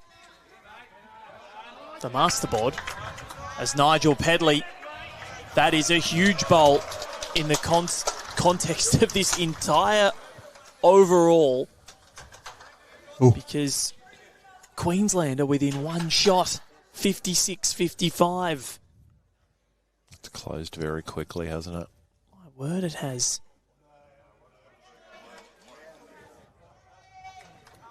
So Nigel Pedley keeps Tasmania peddling, but it's up to Scott Franklin. Needs a sit off this bowl. Doesn't get it.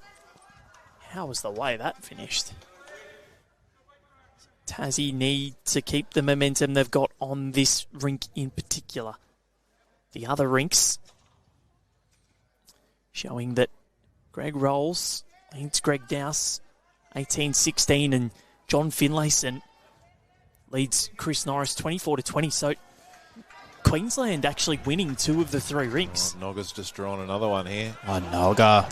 The Nog. The Nog. Yeah. Give him some eggnog. He's heading towards Christmas.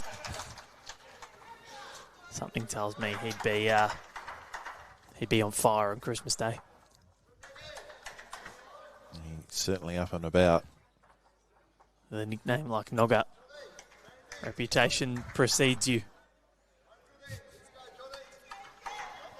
It was only 1, so still not a lot of breathing room there. No, but it does help.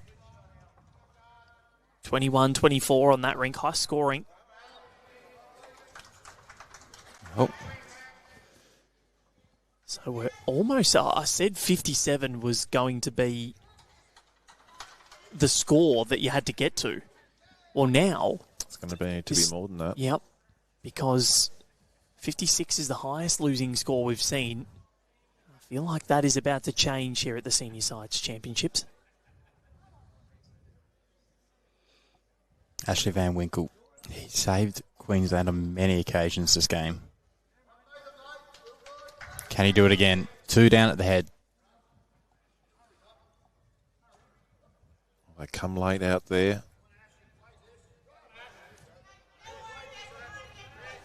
And there it is. What a great bowl. He's done it again. The Rip Man.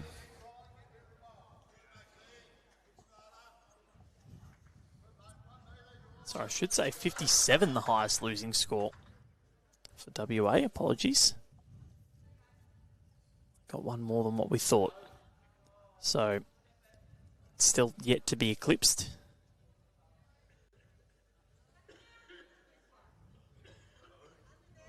May just happen here.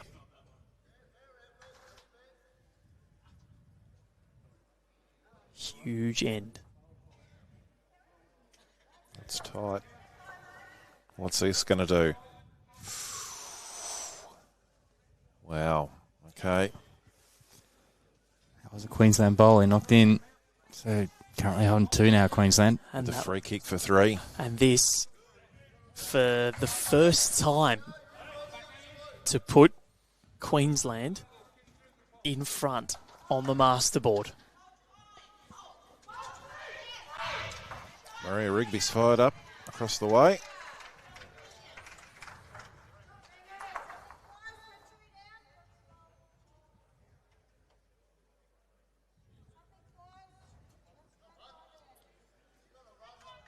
Battle of the Gregs. Tasmania are playing significant weight to the head over there, so I'd say they're down over there. And Ashley, he's going to count. They may be down on the rink, but they're fired up because Queensland are in front on the overall. 1 end to play here, 20-16. And the Queenslanders might just keep themselves alive for a top 2 finish, 58-57. Rod saying 60 is always the safe score. That's what I said. Yep, 20 a rink, but just based on the numbers from this event so far, 60 may not even be safe for you here because there's still 6 ends to complete, but Queensland have all of the momentum.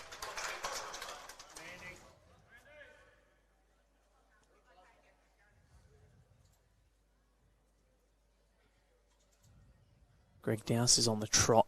Yeah, doing his Dowse shuffle. He loves a good trot. Tell you what, he's close. And, yeah, he's drawn the absolute. Big bowl there from Dowsey. I think he's still got one to come after this as well. So the other Greg. Greg rolls. Yep. Well, Roller. he needs to roll and get rolling. Connor's going to have a quick look. No, he's not. He's fixing our cameras. No one owning this end just yet. So after nearly 4 hours, we still have no idea which state is going to take home the overall victory. Tassie, I saw Nigel Pedley just look behind him and a little bit of stress and urgency. Because after this, they can't do anything else. They're going to have to watch. It's almost better to be the last ones playing so you have control. But they've done everything in their power. This is the only Tasmanian rink that is winning at the moment.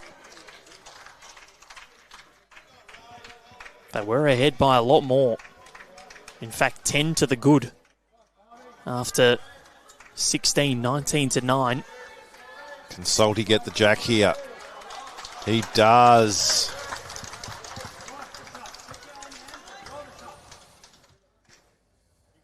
Great shot, Pat Saltmarsh. So can Greg Dowse, he's doing the Dowse shuffle again. He doesn't have the weight, but I reckon he might have drawn the one.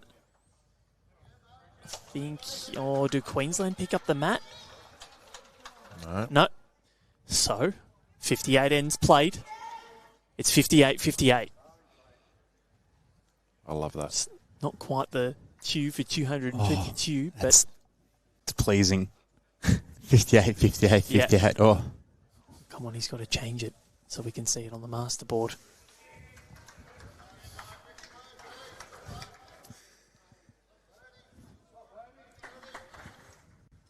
Yep. Oh, there We've it got is. 58 Oh, boy. everywhere. oh, I'm Birdman. Oh, So, highest losing score will be eclipsed. What will it be? it's like a heavyweight bout at the moment. Trading blows. Queensland face Victoria next. Tasmania in the penultimate round have a date with WA, so they'll favour themselves in that. At home especially.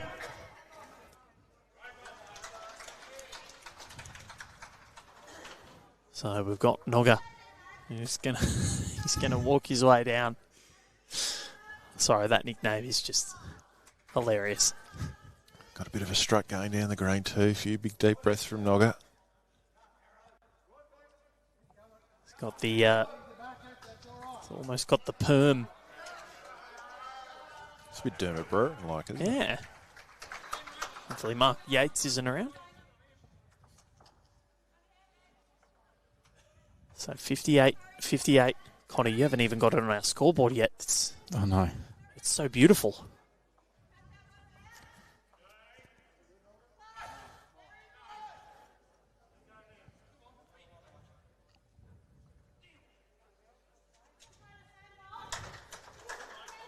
There you go. Oh, yes.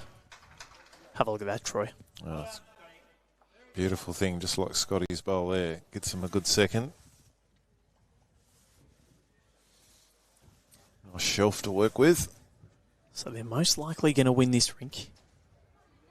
Not sure what's happening on the next rink over. Or the rink over after that. Tassie have led from the get-go. Queensland just popped their heads up slightly before Tassie, thanks to Greg Dowse, of level proceedings.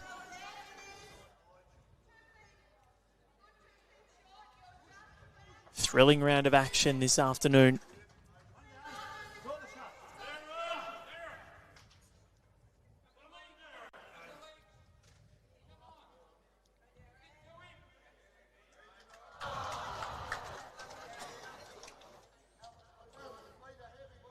Could be a delayed start to the next session.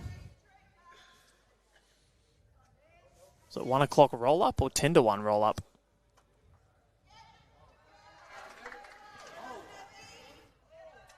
Scotty Franklin.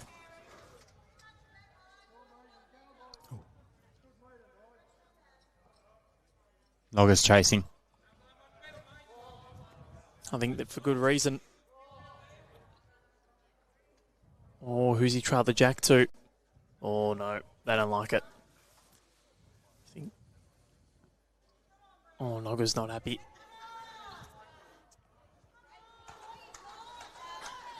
Hands on head. I wonder what Queensland are holding next door. The Maroons might just be looking at a victory here.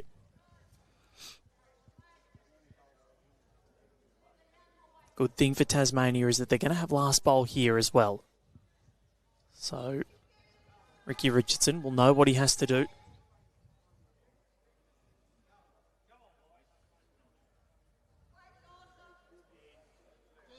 Ashley Van Winkel. Great try. Very good bowl. It's still 1 to Tasmania.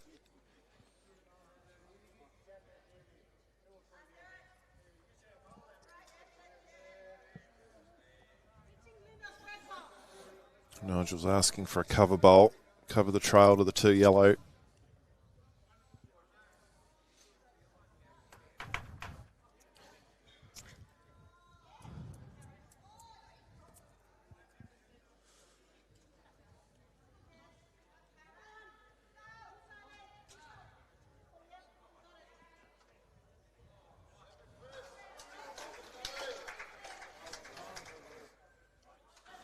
Probably going to go a bit too far. It's a big chance for Ashley Van Winkel. Next door, it's John Finlayson looking to extend the lead over Nogga and Co.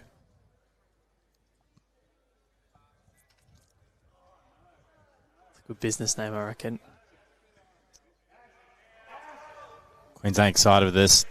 Yeah, he's got it. He has got it. What a shot. Oh, no.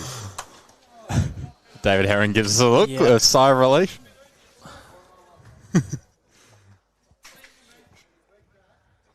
So a chance. So we're see what Queensland have picked up on this next rink next door. Maybe we're not. We're not going to put it up on the board by the looks. Oh, come on. Well, they might. Nogga might do it in a sec once they roll it. Well, if he's dropped some, he probably isn't in a hurry to put it on the board. Oh, I think it could have been a 3 or a 4. So they need everything they can get, Tassie. Ricki really needs to draw another one here. Not a lot of room. Can't believe we're saying this to keep Tassie in it. They were 15 ahead or so. Line's good. Ricki Richardson desperately needs this. Doesn't want to trail it. I think he's done it. Yeah, I reckon he has. I think he's done it. So that just makes up slightly for what happened next door. 2 it is. So, as far as we know, Tasmania take the lead 60-58. They win this rink 22-16. This is the only Tasmanian rink that is in front. Can't see what happened. We can't see what happened a couple of rinks over, so we'll leave you there. We'll bring you the update on what happened when we start our next broadcast, because we're going to run off and have some lunch. But Connor, well done to you. Oh, sorry, I didn't realise he didn't have his mic on. Thank you, Val. You're very welcome. Good stuff, mate. And Troy Corbett, well done to you. Always a pleasure, Val. All right, a brilliant display, thrilling round of action. We're going to go and get some lunch because it's been 4 hours since we've been on. So we're going to go and just replenish a little bit, and then we'll be back from about 1 o'clock. But you'll see when we go live for South Australia and ACT in more men's action. Round 6 coming up at the Devonport Country Club.